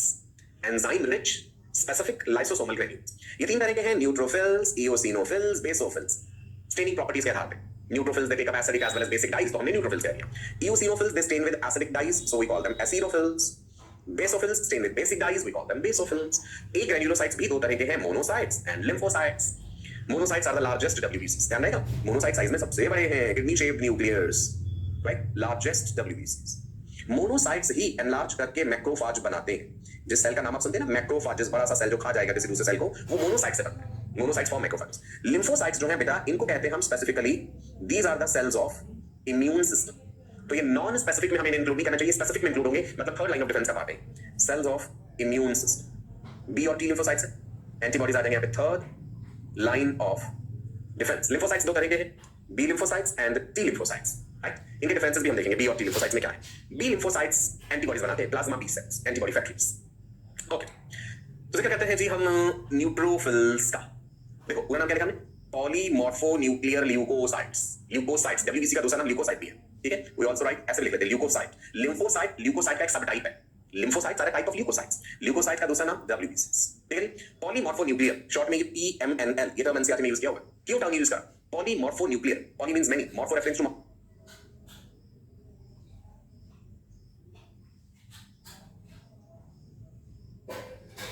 Nuclear विभिन्न तरह का न्यूक्लियस है, न्यूक्लियस की मॉर्फोलॉजी अलग है। मल्टी लोब्ड न्यूक्लियस है, जैसे हम न्यूट्रोफिल्स की बात करें, they have multi lobed nucleus. You can see these lobes अलग अलग, मैं हाईलाइट करता हूं यहां, इधर देखिए, ये एक लोब, ये दूसरा लोब न्यूक्लियस का। सो न्यूट्रोफिल्स जो है दे हैव मल्टी लोब्ड न्यूक्लियस, तभी हमने पॉलीमॉर्फोन्यूक्लियर ल्यूकोसाइट्स कहा है। न्यूट्रोफिल्स स्मॉलेस्ट डब्ल्यूबीसीज होते हैं, ये बात याद है आपको? न्यूट्रोफिल्स आर स्मॉलेस्ट, याद रखें। Neutrophils they are phagocytic, pathogen को खा जाते हैं, दे आर फैगोसाइटिक, ये लिखा भी है, phagocytose the invading bacteria, they stain with acidic as well as basic dyes. Neutrophils are most abundant डब्ल्यूबीसीज, संख्या में सबसे ज्यादा है, मोस्ट अबंडेंट। लिखते जाइएगा पॉइंट्स। न्यूक्लियस कैसी है? Multi lobed nucleus, multi lobed nucleus. चलो ये पॉइंट भी हो गया, ठीक है। तो न्यूट्रोफिल कहेंगे भाई हम पैथोजन के साथ लड़ने जा रहे हैं, हम तो इसे खा के खत्म कर देंगे एकदम। ओके, सी सपोज ये हमारी स्किन है, ये वाले जो आपको सेल्स दिखाएंगे, ये वाले सेल्स, स्किन के सेल्स, ये है जी बैक्टीरिया। बैक्टीरिया कह रहा है कि मैं हमला करने आ रहा हूं। सबसे पहले तो स्किन रोकेगी, इंटैक्ट स्किन। मान लो स्किन नहीं रोक पाई तो फिर वो ब्लड तक पहुंचेगा। स्किन में कोई कट लगा है, कुछ भी, तो आपने देखा यहाँ पे स्किन में कट होने की वजह से ये वाली जगह से पैथोजन ने कहा कि मैं तो पहुंच जाऊंगा शरीर, ठीक है भाई, आ जाइए, ब्लड में आ जाइए। Neutrophils present, a neutrophil can kill 100 bacteria before it itself dies, right? So neutrophil ने खा पी के फेगोसाइटोसिस करके उसको खत्म कर दिया, right? Now, eosinophils अपना काम करते हैं, बेसोफिल्स अपना काम करते हैं। eosinophils जो होते हैं ना, they are effective against the large sized parasites. blood flu आ गया, जैसे शिस्टोसोम, blood flu क्या था? शिस्टोसोमा हेमेटोबियम। तो eosinophils एंजाइम रिलीज करके उसे खत्म करेंगे। eosinophils एलर्जिक रिएक्शंस में इनका नंबर बढ़ जाता है। eosinophils जो हैं, these are effective, याद रखेंगे ये बात, these are effective against large sized parasites like blood flu। Example भी दे दें, एग्जांपल blood flu, शिस्टोसोमा हेमेटोबियम। बहुत सारी स्पीशीज है ब्लड फ्लू की, शिस्टोसोमा हेमेटोबियम, शिस्टोसोमा मानसोनी, शिस्टोसोमा जैपोनिकम, प्लेटियम इंटरस्टाइलम में बताया। eosinophils हिस्टामिन भी रिलीज करते हैं, ठीक। एलर्जिक रिएक्शंस में eosinophils का नंबर बढ़ जाता है। तो ये आपके सामने जो बना हुआ है कौन सा? ये मोनोसाइट, ठीक है। बेसोफिल्स का भी काम पता है आपको, बेसोफिल्स हिस्टामिन, हेपारिन, सीरोटोनिन ये रिलीज करते हैं। Monocytes which are the largest डब्ल्यूबीसीज, monocytes they give rise to macrophages. ये बात मैंने थोड़ी पहले बताई, मोनोसाइट्स से ही मैक्रोफेज बनते हैं। मैक्रोफेज जो है एंटीजन प्रेजेंटेशन का काम करते हैं। मैक्रोफेज पैथोजन को खा जाएंगे, उसके टुकड़े टुकड़े कर देंगे। मैक्रोफेज के अंदर एक प्रोटीन प्रेजेंट होता है, MHC protein, major histocompatibility complex, पढ़ेंगे इसके बारे में, चिंता मत कीजिए। MHC प्रोटीन के साथ वो पैथोजन के टुकड़े जोड़ के एक फ्लैग ऑफ एंटीजन बना देते हैं और अपने सरफेस पे ले जाते हैं मैक्रोफेजेस, और वो एंटीजन प्रेजेंटिंग सेल्स कहलाते हैं। मैं ये बात शॉर्ट में लिख देता हूं ताकि आप कंफ्यूज ना हो। देखिए देखिए इधर देखिए, मैक्रोफेजेस, आप नोट कर लीजिए, macrophages function as antigen presenting cells, they function as antigen presenting cells। Antigen को प्रेजेंट करते हैं। एंटीजन को प्रेजेंट करना क्यों जरूरी है? तभी तो लिम्फोसाइट्स रिकॉग्नाइज करेंगे और एंटीबॉडीज बनाएंगे उसके खिलाफ। पैथोजन को मैक्रोफेज ने खा लिया, उसके टुकड़े टुकड़े कर दिए। मैक्रोफेज के अंदर एक प्रोटीन प्रेजेंट है, कौन सा प्रोटीन प्रेजेंट है? MHC। MHC stands for, we will discuss about this, फिलहाल सिर्फ नाम याद रखिए, मेजर हिस्टोकम्पैटिबिलिटी कॉम्प्लेक्स प्रोटीन। बड़ा इंपॉर्टेंट रोल है इसका MHC प्रोटीन, ठीक है। फिलहाल हम क्या पढ़ रहे हैं? सेलुलर बैरियर्स क्या है, डब्ल्यूबीसी का जिक्र कर रहे थे। Neutrophils, eosinophils, basophils, monocytes. Monocyte are the largest WBC जो मैक्रोफेज बनाते हैं। कुछ फिक्स्ड मैक्रोफेजेस होते हैं, कुछ वॉन्डरिंग मैक्रोफेजेस होते हैं जो ब्लड में ट्रैवल करते हैं। फिक्स्ड मैक्रोफेजेस टिश्यूज में रहते हैं, जैसे लिवर में एक हमने फेगोसाइटिक सेल्स पढ़े थे, do you remember that? Can anyone tell me, can anyone tell me phagocytic cells present in liver sinusoids, Kupffer cells, याद है? कुपफर सेल्स, ऐसे ही वेजाइना की वॉल में डेंड्राइटिक सेल्स बताए थे, वो HIV वायरस की एंट्री का रूट बनते हैं। तो ये मैक्रोफेजेस ही, ठीक। चल आगे बढ़े, ये आ गया जी मैक्रोफेज। सो मैक्रोफेज ने क्या करा? फेगोसाइटोसिस कर दिया इन्वेडिंग बैक्टीरिया का, और साइटोकाइंस रिलीज करे। Cyto refers to cellular, cytokines मतलब ऐसे केमिकल सब्सटेंसेस जो सेल्स के कम्युनिकेशन के लिए रिस्पांसिबल हैं। साइटोकाइंस के बारे में भी जानेंगे ना। Natural killer cells, internal defence की बात हुई जिसमें डब्ल्यूबीसीज बताए थे, neutrophils, eosinophils, basophils, monocytes, macrophages बता दी। मोनोसाइट्स से ही मैक्रोफेज बने। NK सेल्स स्टार्टिंग में लिखी थी इस लिस्ट में, NK cells, natural killer cells. ये क्या है? ये ना तो B लिम्फोसाइट्स है ना ही T लिम्फोसाइट्स है, ये डिफरेंट तरह के लिम्फोसाइट्स हैं। These are non B non T lymphocytes जो कि पैथोजन इन्फेक्टेड सेल्स को भी मार डालते हैं। किसी सेल पे पैथोजन ने हमला करा तो नेचुरल किलर सेल कहेंगे अब हम इस सेल को मार डालेंगे ताकि और ज्यादा ना फैला दे ये उस infection.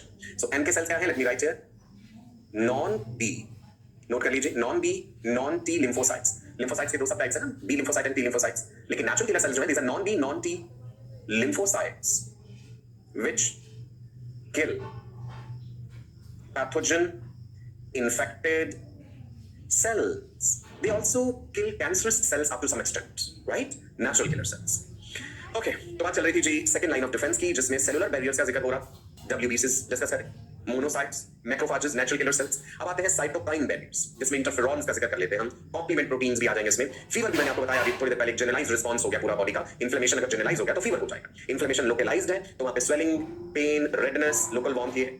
Okay, let's see the cytokine barriers, important. Proteins which protect the cells from further pathogen infection. शरीर के पास ऐसा मैकेनिज्म है, वायरसेस के केस में अगर मैं बात करूं, सपोज ये एक सेल है, इस सेल पे एक वायरस ने हमला करा, ठीक है, ये सेल खुद तो मर जाएगा, लेकिन ये कुछ खास तरह के प्रोटीन्स रिलीज कर देगा जिन्हें इंटरफेरॉन्स कहते हैं। वो इंटरफेरॉन्स आसपास के सेल्स पे कोट हो जाएंगे, कोटिंग बन जाएगी उनकी, और वो जो सेल्स हैं इंटरफेरॉन से कोट हो गए हैं, they will produce antiviral proteins जो फिर वायरस को रेप्लिकेट नहीं करने देंगे। वायरस का काम तो यही है, सेल के अंदर एंटर करो, उसकी सेलुलर मशीनरी को हाईजैक कर लो और फिर वायरल पार्टिकल्स बनाओ। अगर एंटीवायरल प्रोटीन्स प्रेजेंट होंगे तो फिर वायरस रेप्लिकेट नहीं कर पाएगा। इंटरफेरॉन्स का जिक्र करो। Interferons are produced in response to viral infection. This is important, this can be framed as a question in NEET. ठीक है, इंटरफेरॉन्स मेनली किस पैथोजन के इन्फेक्शन के रिस्पॉन्स में बनते हैं? वायरसेस के रिस्पॉन्स में। हालांकि recent research has proved that interferons are also produced in response to certain protozoans, rickettsia, लेकिन मेनली वायरसेस के रिस्पॉन्स में है। ठीक है, इंटरफेरॉन थेरेपी का भी इस्तेमाल किया जाता है इवन कैंसर में। इंटरफेरॉन्स कई तरह के, alpha interferons, beta interferons, gamma interferons. So interferons के बारे में जरूर बातें याद रखना। इंटरफेरॉन्स को शॉर्ट में IFN और ऐसे छोटा s इंटरफेरॉन्स ऐसे लिख देते हैं। Do not confuse them with antibodies, ये एंटीबॉडीज नहीं है, वो अलग चीज है antibodies. Interferons are low molecular weight proteins, molecular weight term है और ये प्रोटीन इश्यूज है। These are synthesized by, कौन बनाता है? शरीर के सेल्स बनाते हैं, खास तरह के सेल्स, किसके रिस्पॉन्स में? मेनली वायरसेस के रिस्पॉन्स में, in response to viral attack. इनको डिस्कवर किया था, ये भी point important. These were discovered by Alec Isaacs and Jean Linderman. This can be framed as a question, right? As I told you that recent research has shown that interferons are produced in response to certain protozoans, rickettsia, right? Bacterial endotoxins also. तो interferons mainly viruses के response में बनते हैं। As I told you, there are different types of interferons. आप भी लिख लीजिए types of interferons: alpha interferons, beta interferons and gamma interferons. अभी मैंने पढ़ा ना interferons शरीर के सेल्स बनाते हैं, अब वो स्पेसिफाई हो जाएगा कौन कौन से सेल क्या बना रहे हैं। Alpha interferons, they are produced by B lymphocytes and T lymphocytes, B and T cells, which are a type of WBCs. Beta interferons fibroblast बनाते हैं। फाइब्रोब्लास्ट क्या है? कनेक्टिव टिश्यू के सेल्स हैं, लूज कनेक्टिव टिश्यू हमने पढ़ा था, उसमें फाइब्रोब्लास्ट हैं जो फाइबर्स बनाते हैं। Gamma interferons they are produced by natural killer cells. थोड़ी देर पहले हमने जिक्र किया था NK सेल्स का, natural killer cells, non B non T lymphocytes. So alpha beta gamma interferons. Please remember interferon therapy जो है कैंसर के इलाज में भी यूज करते हैं। ओके, ये देखिए पूरा एनिमेशन के जरिए देखते हैं। होस्ट के सेल्स दिख रहे हैं, वायरस आया, ग्रेट जी। वायरस का काम है सेल के अंदर अपना जेनेटिक मटेरियल डाल के और सेल से कहना कि अब तुम मेरा कहना मानोगे। वायरस मल्टीप्लाई करने लग जाता है होस्ट सेल में, वायरसेस मल्टीप्लाई, नए वायरल पार्टिकल्स उसने बनाए। लेकिन होस्ट सेल ने कहा भाई मैं भी कुछ बनाऊंगा, मैं इंटरफेरॉन्स बनाऊं वायरस के रिस्पॉन्स। ये इंटरफेरॉन्स रिलीज हुए, ये आसपास के जो सेल्स हैं उन पे कोट हो जाते हैं। नियर बाय सेल्स जो है उनके पास इंटरफेरॉन्स के लिए रिसेप्टर्स हैं। So interferons they get coated on the surface of the nearby cells which have receptors for those interferons. और अब वो सेल क्या बना रहा है? वो नियर बाय सेल AVP बना रहा है। What is AVP?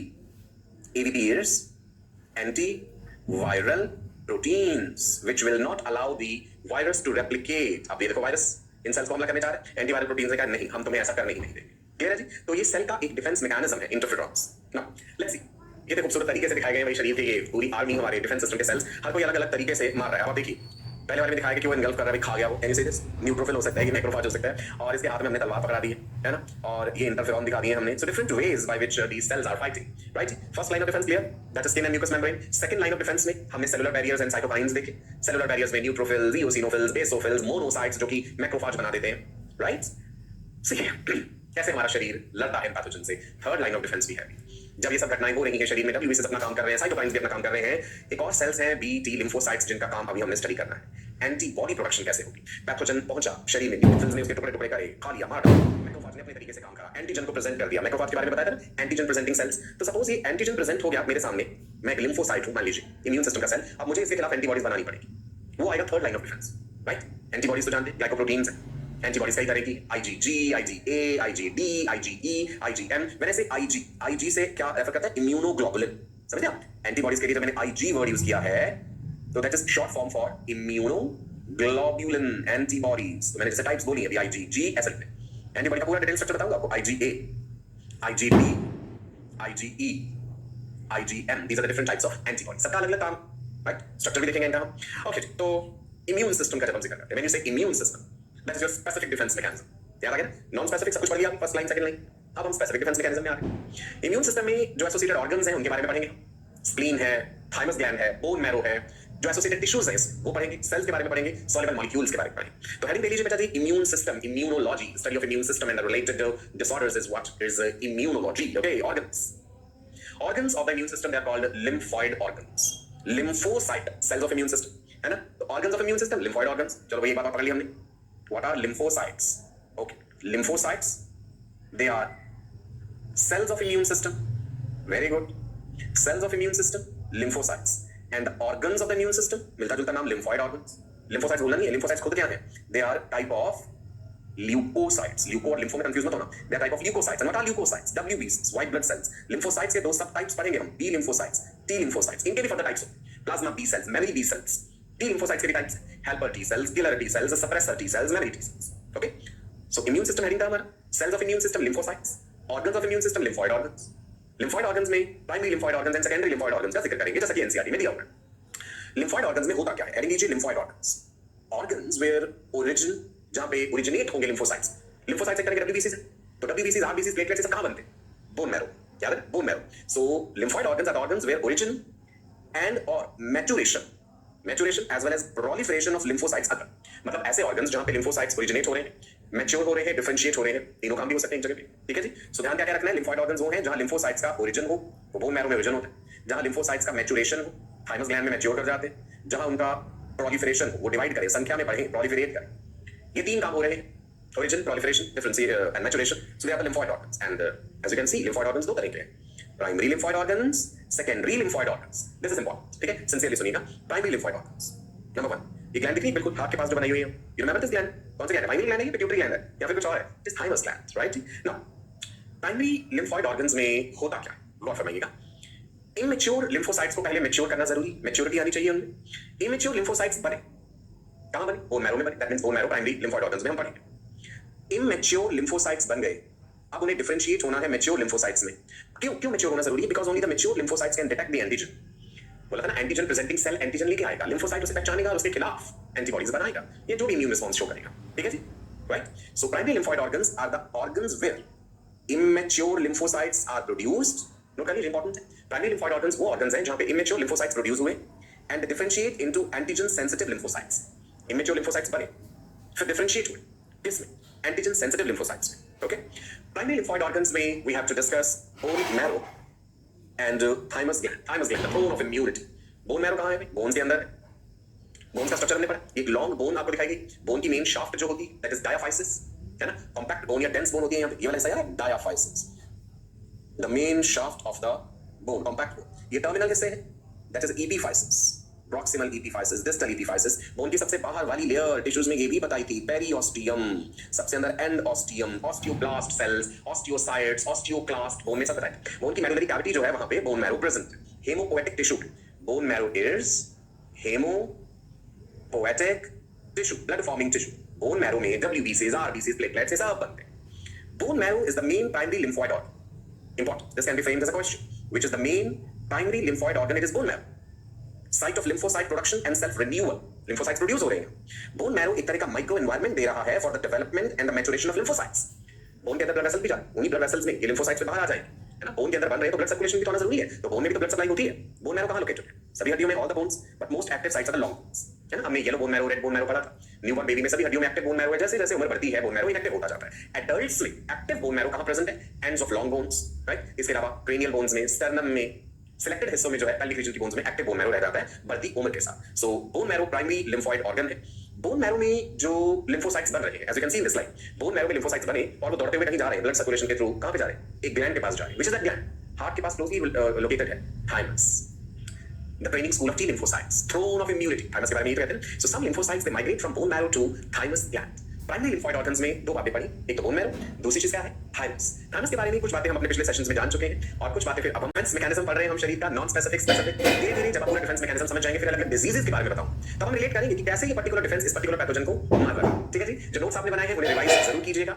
Practice makes a man perfect. There is no shortcut to success. जीवन में कुछ पाने के लिए बहुत कुछ होना पड़ता है. अब आप मंजिल के करीब बढ़ते जा रहे हैं. प्रीवियस ईयर क्वेश्चंस प्रैक्टिस कीजिए, डेली प्रैक्टिस पेपर्स प्रैक्टिस कीजिए. अपने मेंटर्स के कांस्टेंट विषय क्या है? Human health and diseases. Already हम ये चैप्टर स्टार्ट कर चुके हैं. हम थोड़ा सा हिस्टोरिकल एस्पेक्ट भी जान चुके हैं कि भाई गुड ह्यूमन हाइपोथेसिस क्या था. फिर हमने हेल्थ को डिफाइन करा. हमने डिजीज शब्द का अर्थ समझा. डिजीज कॉजिंग एजेंट्स के बारे में जाना. Any factor which causes disease due to its presence, absence, deficiency और एक्सेस. डेफिशिएंसी से भी तो डिजीजेस होती हैं भाई. Vitamin deficiency diseases, hormone deficiency diseases, है ना? तो disease causing agents physical, chemical, biological, mechanical कई तरह के हो सकते हैं। बायोलॉजिकल एजेंट्स में जैसे viruses, bacteria, protozoans, fungi, rickettsia, helminths, ये सब हो सकते हैं। हमारे शरीर के पास भी तो बीमारियों से लड़ने के लिए शक्ति है। हमारे पास डिफेंस मैकेनिज्म हमने जिक्र किया था, non specific defence and specific defence. Non specific शरीर का जनरलाइज्ड रिस्पांस होता है which is similar for most of the infections. जैसे एक्सटर्नल डिफेंस हमारी skin, mucus membrane. Intact skin is the largest defensive organ. Skin का epithelium याद रखिएगा, keratinised stratified squamous epithelium. Mucus membrane कहां है? हमारे रेस्पिरेटरी ट्रैक्ट में, exposed part of eyeball, conjunctiva, हमारी एलिमेंट्री कैनाल में, बगल कैविटी है ना, इन सब जगहों पे present. Urinogenital tract, mucus membrane mucus secrete करती है जो फॉरेन पार्टिकल्स को ट्रैप कर ले। ये तो थी फर्स्ट लाइन ऑफ डिफेंस। इसके बाद हमने पढ़ा था सेकंड लाइन ऑफ डिफेंस। अगर कोई पैथोजन हमारे एक्सटर्नल डिफेंस यानी स्किन और म्यूकस मेम्ब्रेन को पार करके हमारे रक्त में, खून में, ब्लड में पहुंच जाता है तो क्या होगा? WBCs, व्हाइट ब्लड सेल्स जिन्हें ल्यूकोसाइट्स भी कहते हैं, प्रोलिफरेट करने लगेंगे, संख्या में बढ़ेंगे। ल्यूकोसाइटोसिस बताया था। एक और टर्म बताई थी, क्या याद है आपको, कि WBCs जो है मेनली न्यूट्रोफिल्स, वो कैपिलरीज में से निकल के बाहर आ जाते हैं, squeezing out of the WBCs from capillary wall. उसके लिए टर्म था डायापिडेसिस। याद रखना, ये इंपॉर्टेंट है। WBC के टाइप्स पढ़े थे हमने, ग्रेन्युलोसाइट्स, ए ग्रेन्युलोसाइट्स। ग्रेन्युलोसाइट्स को पॉलीमॉर्फोन्यूक्लियोसाइट्स भी कहते हैं क्योंकि न्यूक्लियस की मॉर्फोलॉजी वेरी कर रही है। न्यूट्रोफिल्स बताए थे आपको, इओसिनोफिल्स, बेसोफिल्स, मोनोसाइट्स। याद रखिए, मोनोसाइट ही एनलार्ज करके मैक्रोफाज बनाते हैं। आज मैक्रोफाज का फिर से जिक्र करेंगे हम। पिछले सेशन में बताया था कि मैक्रोफाजेस एंटीजन प्रेजेंटिंग सेल्स की तरह काम करते हैं, एंटीजन को प्रस्तुत करते हैं, एंटीजन को प्रेजेंट करते हैं। क्या होता है ये एंटीजन प्रेजेंटेशन और MHC, मेजर हिस्टोकंपैटिबिलिटी कॉम्प्लेक्स, ये आज के सेशन में डिस्कस करेंगे। ठीक है, पिछले सेशन में इंटरफेरॉन्स के बारे में बताया। चलो बताओ मुझे जल्दी से, interferons are low molecular weight proteins. Interferons are low molecular weight proteins which are produced by body cells in response to attack by mainly कौन सा पैथोजन? बैक्टीरिया, प्रोटोजोन, फंजाई या वायरस। इंटरफेरॉन्स मुख्य रूप से मेनली किस तरह के pathogen के रिस्पांस में शरीर बनाता है? वायरसेस। तो क्वेश्चन आपको ऐसे भी दे सकते हैं कि भाई कुछ बीमारियों के नाम लिखे होंगे, उनमें से कुछ बीमारियां हो सकती है वायरस के कारण होती हैं, कुछ बैक्टीरिया के कारण, कुछ फंजाई के कारण।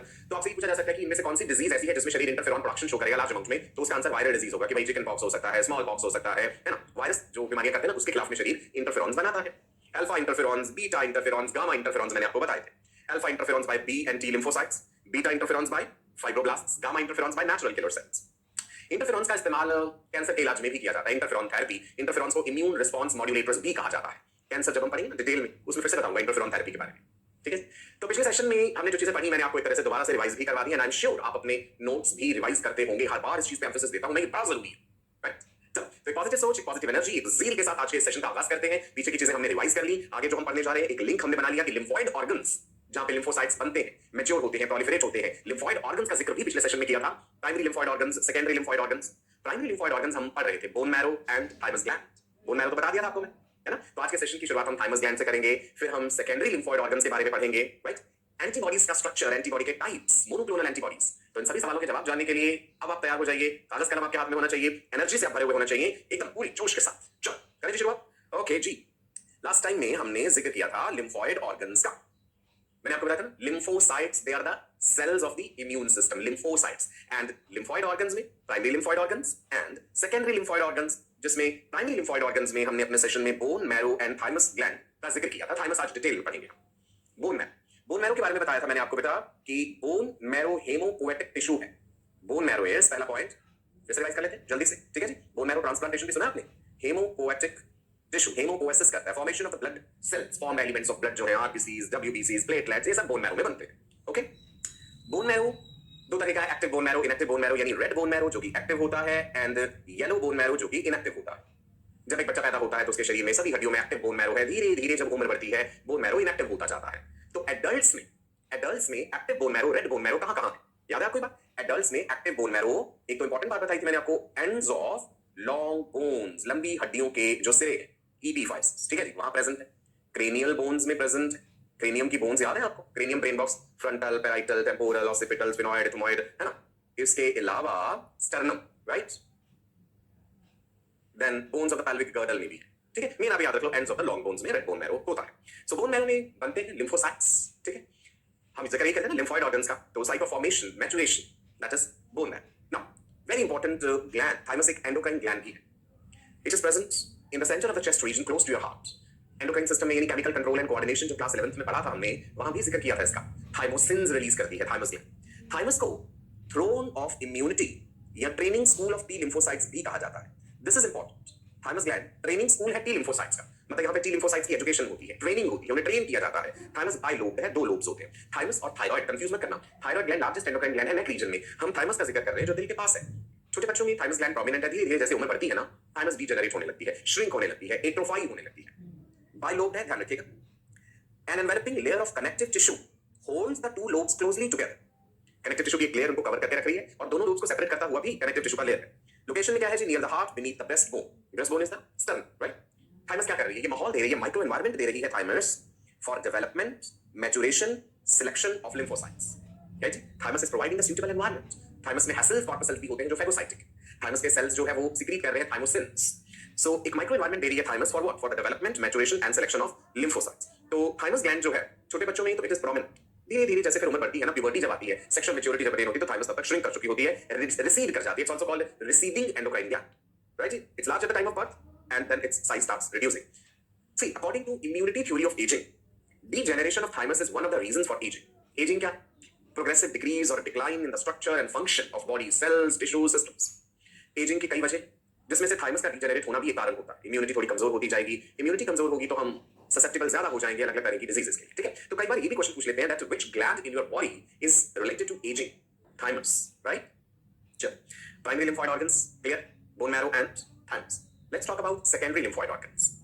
सेकेंडरी लिम्फॉइड ऑर्गन्स में हम डिस्कस करेंगे टॉन्सिल्स के बारे में, then mucosa associated lymphoid tissue है, लिम्फ नोड्स है, स्प्लीन का भी जिक्र करेंगे। Spleen is the blood bank of the body यार। सो यहाँ पे क्या होता है? लिम्फोसाइट्स जो है ना, वो एंटीजन के साथ आमना सामना करते हैं। They interact with the antigen present in the secondary lymphoid organs. So secondary lymphoid organs में lymphocytes interact with antigen which is present in the secondary lymphoid organs, ठीक है? लिम्फोसाइट के साथ एंटीजन का आमना सामना हुआ, लिम्फोसाइट्स ने उन्हें पहचाना और लिम्फोसाइट्स की संख्या बढ़ी। सो लिम्फोसाइट्स दे प्रोलिफरेट यानी इंक्रीज इन नंबर। लिम्फोसाइट्स आ रहे हैं ना, type of leukocytes. Lymphocytes are the cells of immune system. B lymphocyte, T lymphocyte, दोनों के डिफरेंसेस भी हम आज पढ़ेंगे। ऑलरेडी आप जानते हैं बी लिम्फोसाइट्स एंटीबॉडी फैक्टरीज है। सो जब एंटीजन के साथ आमना सामना हो जाता है लिम्फोसाइट्स का, तब वो डिफरेंशिएट करते हैं effector cells. This is important. Lymphocytes differentiate into effector cells and elicit immune response, तब जाके इम्यून रिस्पांस होता है, ठीक है? अब यहां पे देख लीजिए, एक तरफ आपको मैच्योर लिम्फोसाइट्स दिखाए गए हैं और ये परिवर्तित हो गए हैं इफेक्टर सेल्स। मैच्योर लिम्फोसाइट्स जो होते हैं ना बेटा, they can identify the antigen, antigen को आइडेंटिफाई कर लेते हैं, पहचान लेते हैं, परंतु कैन नॉट किल इट, खत्म नहीं कर सकते, मार नहीं सकते। तो मारने का काम कौन करेगा? Effector lymphocytes. They are going to kill the antigen. This is important. Mature lymphocytes identify the antigen. Then they get converted into effector lymphocytes. वो कहेंगे हम एंटीजन को मार डालेंगे, right? So let's understand secondary lymphoid organs के लिए आप क्या परिभाषा लिख सकते हो, नोट कर लीजिए। Organs where mature lymphocytes interact with the antigen and proliferate to become effector cells. मान लो ये mature lymphocyte है, ये एंटीजन था, ऐसे एरो की फॉर्म में दिखा दिया। मैच्योर लिम्फोसाइट ने एंटीजन को रिकॉग्नाइज कर लिया और इस मैच्योर लिम्फोसाइट ने कहा कि अब मैं इफेक्टर सेल बना दूं। ये है बेसिक स्टोरीज, ठीक है? इफेक्टर सेल कहेंगे कि हम उस एंटीजन को किल कर दें। सो सेकेंडरी लिम्फॉइड ऑर्गन्स वो ऑर्गन्स हैं जहां पे mature lymphocytes they interact with the antigen and they proliferate. Proliferation मतलब संख्या में बढ़ना, increase in number, and they become the effector cells. चलो, सेकेंडरी लिम्फॉइड ऑर्गन्स कौन-कौन से हैं ये ध्यान रखिएगा। क्वेश्चन कई बार ऐसे भी पूछ लेते हैं, which of the following is not a secondary lymphoid organ? वहां पे बोन मैरो या थाइमस ऑप्शन में होता है, क्योंकि बोन मैरो और थाइमस प्राइमरी लिम्फॉइड ऑर्गन्स हैं, तो आपको ध्यान रखना है प्राइमरी कौन से हैं, सेकेंडरी कौन से। सो सेकेंडरी में टॉन्सिल्स, टॉन्सिल्स यार masses of lymphoid tissue present in your oral cavity, है ना? फेरिंक्स के पास भी अलग-अलग तरह के टॉन्सिल्स, लिंगुअल टॉन्सिल्स हैं, right? Nasopharyngeal tonsils, palatine tonsils. Then second is lymph nodes. पूरे शरीर में छोटी-छोटी लिम्फ नोड्स का जाल फैला हुआ है और लिम्फ नोड्स ज्यादा अबंडेंट हैं आर्मपिट्स के रीजन में, रिप्रोडक्टिव ऑर्गन्स के आसपास, ग्रॉइन रीजन में, फीमेल में मैमरी ग्लैंड्स में। Spleen another secondary lymphoid organ, very important. Spleen को ग्रेवयार्ड ऑफ द आरबीसी कहते हैं क्योंकि यहाँ पे लार्ज नंबर में आरबीसीज किल होते हैं, इरेथ्रोक्लासिया होता है यहाँ पे। Spleen is also called blood bank of the body, it stores blood. तो अगर हमसे क्वेश्चन पूछा जाए ब्लड बैंक ऑफ बॉडी कौन सा ऑर्गन होता है? Spleen, largest lymphoid organ of the body. Okay, secondary lymphoid organ में अपेंडिक्स भी है। लार्ज इंटेस्टाइन का स्ट्रक्चर पढ़ते समय हमने जाना था सीकम, कोलन, रेक्टम, है ना? तो सीकम के पास एक छोटा सा ट्यूब जैसा स्ट्रक्चर है अपेंडिक्स। अपेंडिक्स का इन्फ्लेमेशन हो जाए, अपेंडिसाइटिस, तो कई बार सर्जरी करके अपेंडिक्स निकालनी भी पड़ती है, अपेंडेक्टोमी। हमने पढ़ा था कि अपेंडिक्स वेस्टिजियल स्ट्रक्चर है, बट अपेंडिक्स में कुछ लिम्फोसाइट्स भी होते हैं। पियर्स पैचेस, ये भी हमने पढ़ा था, small intestine, masses of lymphoid tissue in the ileum region of small intestine. तो ileum में होते हैं ये Pierce patches, important है। Abdominal tonsils भी कहते हैं। Pierce patches are also called abdominal tonsils. Please remember. चलो, secondary lymphoid organs में tonsils. आपने अक्सर सुना होगा बचपन में जो है छोटे बच्चों को टॉन्सिल्स का इन्फ्लेमेशन हो जाता है, टॉन्सिलाइटिस। अच्छा, टॉन्सिल तो सभी लोगों में होते हैं, है ना? वो सिर्फ हम लैंग्वेज की कन्वीनियंस के लिए कहते थे टॉन्सिल्स हो गए हैं। एक्चुअली कहना चाहिए टॉन्सिलाइटिस हो गया है, टॉन्सिल्स का इन्फ्लेमेशन, इन्फेक्शन हुआ है और कई बार तो सर्जरी करवानी पड़ती है, टॉन्सिलेक्टोमी, राइट? टॉन्सिल्स जो है लिंगुअल टॉन्सिल भी हैं, नेसोफेरिंजियल टॉन्सिल भी हैं, राउंडेड लंप्स होते हैं ये on either side of the back of your throat. और फर्स्ट लाइन ऑफ डिफेंस है नेसोफेरिंजियल टॉन्सिल, जैसे जैसे उम्र बढ़ती है ना अपने आप ही खत्म हो जाते हैं। फर्स्ट लाइन ऑफ डिफेंस है अगेंस्ट द इंजेस्टेड और द इनहेल्ड पैथोजेंस। टॉन्सिल्स रोकने की कोशिश करते हैं पैथोजन को, right? Next comes the lymph nodes, right? Lymph nodes पूरे शरीर में फैले हुए हैं, as you can see here. अच्छा, lymph nodes, as I told you that around the regions of the armpits यहाँ पे ज्यादा है, reproductive organs के आसपास भी lymph nodes ज्यादा हैं. Lymph nodes एक तरह से फिल्टर का काम करते हैं, इनमें से lymph flow करता हुआ जाता है, कोई ना कोई पैथोजन, कोई माइक्रोब उनको नजर आए वहां पे, वहीं पे फिल्टर आउट होगा. अभी पढ़ेंगे कि मैक्रोफाज जो कि एंटीजन प्रेजेंटिंग सेल्स हैं, डेंड्राइटिक सेल्स का भी जिक्र करूंगा आपके साथ, वो एंटीजन को प्रेजेंट करके लिम्फ नोड में एंटर कर जाते हैं, वहां पे उस एंटीजन का आमना सामना होता है फिर इम्यून सिस्टम के बाकी सेल्स के साथ. ठीक है जी, चलो लिम्फ नोड्स के बारे में पढ़ते हैं. They are small solid node like structures, छोटे छोटे लगा लो राजमा के दाने हैं थोड़े से भी छोटे ऐसे. लिम्फ नोड्स कई बार स्वेल कर जाती हैं, जब लिम्फ नोड्स स्वेल करती हैं तो वो इंडिकेट करता है कि भाई कोई इन्फेक्शन है, शरीर में कोई समस्या है, तो लिम्फ नोड सूज गई है. कई बार यहाँ के रीजन की भी लिम्फ नोड सूज जाती है. तो जैसे मैंने लिम्फ नोड दिखाया, लिम्फ नोड में अफरेंट डक्ट्यूल्स होते हैं जो लिम्फ लेके आती हैं इसमें, ऐसे ये छोटी छोटी डक्ट्स हैं जो लिम्फ लेके आ रही है. ठीक है जी, यहाँ पे एक डक्ट होगी जो लिम्फ यहाँ से ले जाएगी, इफरेंट लिम्फ डक्ट्यूल कहते हैं इसे, इफरेंट लिम्फ डक्ट्यूल, राइट. और जो लेके आ रही है लिम्फ वो afferent, this is afferent lymph ductule. चलो शॉर्ट में लिख देता हूं, एलडी. कहां पे है जी? Various points along the lymphatic system. ये कर क्या रही है? ये फिल्टर्स का काम कर रही है एक तरह से. They are trapping the micro organisms जो लिम्फ में टिश्यू फ्लूइड में एंटर कर गए. ट्रैप्ड एंटीजन, जो एंटीजन ट्रैप हो गया वो स्टिमुलेट करेगा एक्टिव लिम्फोसाइट्स को जो कि वहां पे प्रेजेंट है, बी लिम्फोसाइट्स, टी लिम्फोसाइट्स. जब उनसे आमना सामना हुआ एंटीजन का, फिर उसके खिलाफ इम्यून रिस्पांस जनरेट होगा. Next is spleen, the largest lymphoid organ. Spleen blood को स्टोर करके रखती है, इसलिए blood bank of the body. Spleen में आरबीसीज लार्ज नंबर में डिस्ट्रॉय होते हैं. यू रिमेंबर इराइथ्रोक्लासिया टर्म कहते हैं हम इसके लिए. What is erythroclasia? Erythroclasia is destruction of RBCs. अब आप कहेंगे आरबीसीज को डिस्ट्रॉय क्यों करना है? आरबीसीज को डिस्ट्रॉय इसलिए करना है कि उन्होंने अपना लाइफ स्पैन पूरा कर लिया. 120 डेज हो गए पूरे, तो उनका मरना जरूरी. आरबीसीज टूटेंगे तो हीमोग्लोबिन रिलीज होगा, फिर वो हीमोग्लोबिन में टूटेंगे. Globin is the protein part, it is utilised. Haem iron containing part है, फिर उससे आगे बिलीरुबिन, बिलीवर्डिन, बहुत सारी चीजें होती है. ठीक है जी. स्प्लीन के बारे में ध्यान रखेंगे आप. Large bean shaped organ, it is located on the left side of the abdominal cavity. अगर किसी एक्सीडेंट में, किसी वजह से, किसी इंजरी के कारण लिम्फ अगर रप्चर हो जाती है, लिम्फ स्प्लीन अगर रप्चर हो जाती है किसी एक्सीडेंट के कारण, इमीडिएट डेथ, इतना हैवी ब्लीडिंग होगा अंदर, ब्लड लॉस हो जाएगा, तो स्प्लीन के रप्चर हो जाने से इंसान की मृत्यु हो जाती है. स्प्लीन में लिम्फोसाइट्स, ठीक है, फेगोसाइट्स है, लिम्फोसाइट्स है. They are acting as filters of the blood. ये भी ब्लड बोर्न माइक्रो ऑर्गेनिजम्स को मार डालेंगे. And no doubt it is the blood bank of the body, it is large reservoir of erythrocytes. तो spleen के बारे में ग्रेवयार्ड ऑफ आरबीसीज, ये क्वेश्चन आता है कई बार. ठीक है जी, ध्यान रखना. चलो मैं लिख देता हूं आपकी रेफरेंस के लिए, पहले भी कई बार बताया. Spleen is graveyard of RBCs. This is important and this can be framed as a question in NEET, right? All my doctors. चलो आगे. Pierce patches, abdominal tonsils भी कहते हैं. अब आप देखो Pierce patches दिखाते हुए हमारी इंटेस्टाइन का स्ट्रक्चर दिखाए, right? Small intestine, large intestine. Small intestine में duodenum, jejunum, ileum. तो ileum region में क्या होते हैं? Masses of lymphoid tissue. ये रहे जी Pierce patches, जिन्हें abdominal tonsils भी कहा जाता है. Pierce patches को मैं लिख दूं यहाँ पे, याद रखेंगे आप. Pierce patches secondary lymphoid organs हैं. Pierce patches are abdominal tonsils. Patch-like structure, mucosal layer of small intestine. They are in the ileum region. याद रहे? Good. What they are doing? They are trapping the microorganism जो कि digested और absorbed food के साथ आ गए. Nature ने अपनी तरफ से हर जगह पे हमें कोई ना कोई डिफेंस मैकेनिज्म दिया. भोजन के साथ कोई माइक्रोऑर्गेनिज्म अगर अंदर जाना चाहेगा, मुंह में सलाइवा है, सलाइवा में लाइसोजाइम है, थायोसाइनेट आयंस भी है ना. अगर वो पैथोजन पेट में पहुंचा तो हाइड्रोक्लोरिक एसिड, वो भी उसे मारना चाहे. स्मॉल इंटेस्टाइन में ड्यूडेनम में पहुंचा तो बाइल जूस उसे मारना चाहे. अगर वो पैथोजन इलियम तक पहुंचा, डाइजेस्टेड फूड के साथ पहुंच गया है, राइट, तो वहां पे क्या हो जाएगा जी? पियर्स पैचेस भी प्रेजेंट है, वो भी उसे मारना चाहिए. Trapped antigen stimulates the and activates the lymphocytes which are present there. ये मैकेनिज्म हमने पढ़ना है कि एंटीजन कैसे ट्रैप हुआ, कैसे लिम्फोसाइट स्टिमुलेट हुए, कैसे इम्यून रिस्पांस जनरेट हुआ. That will discuss. Okay. Appendix, finger like structure, nearly 8 centimetre long coiled tube. Appendix का अगर इन्फ्लेमेशन हो जाए तो अपेंडिसाइटिस कहते हैं. So it is at the junction of small intestine and large intestine. और appendix को वेस्टिजियल भी माना जाता है, ये बात मैंने आपको बताई थी. But appendix has adipocytes also, fat storing cells, and it has lymphocytes also, right. अब लिम्फोसाइट्स वहां पे क्या कर रहे हैं बहुत क्लियरली अंडरस्टूड नहीं है. ठीक है जी. अपेंडिक्स हमारे में डेवलप नहीं है, हर्बीवोरस जानवरों में डेवलप होता है. वहां पे सिम्बायोटिक माइक्रो ऑर्गेनिजम्स हैं जो कि सेलुलोज की डाइजेशन में मदद करते हैं. Okay, appendix clear. चलो हम पढ़ रहे थे इम्यून सिस्टम के ऑर्गन्स क्या है. Primary lymphoid organs, secondary lymphoid organs. Primary lymphoid organs में bone marrow and thymus gland. Secondary lymphoid organs में आज हमने पढ़े टॉन्सिल्स. उसके बाद आपको बताया स्प्लीन के बारे में, लिम्फ नोड्स के बारे में, पियर्स पैचेस के बारे में, अपेंडिक्स के बारे में. ना अब हम इम्यून सिस्टम के टिश्यूज के बारे में जानते हैं. ऑर्गन्स तो हमने कवर कर ली, इसके बाद फिर इम्यून सिस्टम के सेल्स बताऊंगा, इम्यून सिस्टम के सॉल्युबल मॉलिक्यूल्स के बारे में भी पढ़ेंगे. So let's talk about the mucosa associated lymphoid tissue. Mucosa के साथ जुड़ा हुआ लिम्फोइड टिश्यू, माल्ट. ये इंपॉर्टेंट है, फुल फॉर्म पूछ लेते हैं आपसे. MALT. इम्यून सिस्टम में कौन से टिश्यूज इन्वॉल्व हैं? Mucosa associated lymphoid tissue, it constitutes 50% of lymphoid tissue in the human body. Lymphoid tissue मतलब हर जगह भी है. टोटल जितना भी लिम्फोइड टिश्यू है उसका 50% माल्ट है. ये दिखाएगा ना यहाँ पे, 50% इज माल्ट, जो म्यूकोसा से एसोसिएटेड है. म्यूकोसा से एसोसिएटेड है तो फिर कहां है? जहां जहां म्यूकोसा लाइनिंग है. बिल्कुल जी. इसका लोकेशन कहां है? It lines the major tracts, respiratory tract, digestive tract, urinogenital tract. अब वहां पे इसके अलग नाम है, ये ध्यान रखना. Terms BALT, BALT, NALT, MALT, GALT, GALT.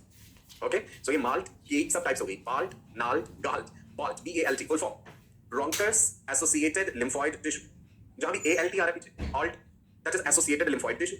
उससे पहले B, N और G, B stands for bronchus, N stands for nasal associated lymphoid tissue, GALT में G stands for your gut, your intestine, gut associated lymphoid tissue. Please remember ये full forms important है, ठीक है जी। हम पढ़ रहे थे इम्यून सिस्टम के tissues, mucosa associated lymphoid tissue यानी माल्ट, और माल्ट के अंतर्गत ही ये सब टाइप्स हमने पढ़ी, that is BALT BALT, bronchus associated lymphoid tissue, NALT NALT, nasal associated lymphoid tissue, and GALT GALT, gut associated lymphoid tissue. Okay, so organs over, primary lymphoid organ, secondary lymphoid organ, mucosa associated lymphoid tissue पढ़ लिया इसे। Now let's talk about the cells of the immune system. Can you tell me कौन से cells immune system की? You will say simple, lymphocytes. Immune system के cells हैं lymphocytes. Okay, right? Now, specific defense mechanism जब हम कहते हैं तब आगे lymphocytes. अगर हम in general कहें defense mechanism जिसमें non-specific भी include कर लें, so then you have neutrophils, you have natural killer cells, you have monocytes, and you have macrophages also. Okay, so we are going to discuss about lymphocytes. दो तरह के हैं जी, B lymphocytes and T lymphocytes. Okay, अब ये session आगे और important हो रहा है, ये आपको ध्यान रखना है। B और T lymphocytes के डिफरेंसेस आपको ध्यान रखने होंगे। T lymphocyte में जो T अल्फाबेट है, you remember this T is referring to what? T lymphocyte में T किसको रेफर कर रहा है बताओ मुझे, चलो जल्दी से। T is referring to thyroid gland और T is referring to thymus gland. T lymphocyte में T अल्फाबेट रेफर कर रहा है thymus gland को, which is the throne of immunity, which is the training school of T lymphocytes, and B is referring to bursa of fabrici. It is a lymphatic gland in the cloaca of young birds. T lymphocytes यहाँ पे discover हुए थे, परंतु ऐसा कोई bursa of fabrici humans में नहीं होता। तो humans के केस में the B is referring to bone marrow. So this bone marrow B के लिए रेफर कर रहा है ह्यूमंस में, bursa of fabricii birds, cloaca of young birds में पहले पाए गए थे, ठीक है। चलो, सो टी लिम्फोसाइट्स पहले डिस्कस करते हैं। Site of development, as I told you, it is thymus gland, that is why they are named T lymphocytes, और सारी भाषा में टी सेल्स भी कहते हैं। कई तरह के होते हैं टी सेल्स, सुने आपने कौन कौन से टाइप्स ऑफ टी सेल्स? चलो रफली लिखते हैं पहले हम, फिर आगे डिटेल में देखते हैं। Helper T sales, one type is helper T sales, ऐसे भी लिख देते हैं शॉर्ट में, यूं ध्यान रखेंगे, लिखो आप भी साथ साथ। Types of T sales, helper T cells, ये मदद करते हैं, किसकी मदद करते हैं वो भी हम देखेंगे।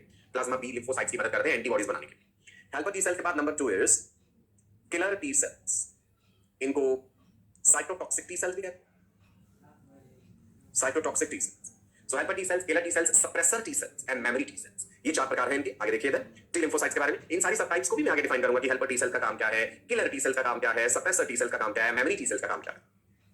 T lymphocytes cell mediated immunity में इन्वॉल्व है। सेल मीडिएटेड इम्यूनिटी शॉर्ट में कह देते हैं CMI, cell mediated immunity is provided by T lymphocytes. अभी सेल मीडिएटेड क्या मतलब है, सुनो सुनो आराम से, घबराइए नहीं बिल्कुल। इम्यूनिटी जो है आप उसे दो तरह से डिवाइड कीजिए, या इम्यून सिस्टम को दो types, cell mediated immune system, antibody mediated immune system, AMIS, CMIS। इसके लिए हम टर्म सेलुलर इम्यूनिटी भी यूज करते हैं। भाई cellular immunity is provided by T lymphocytes.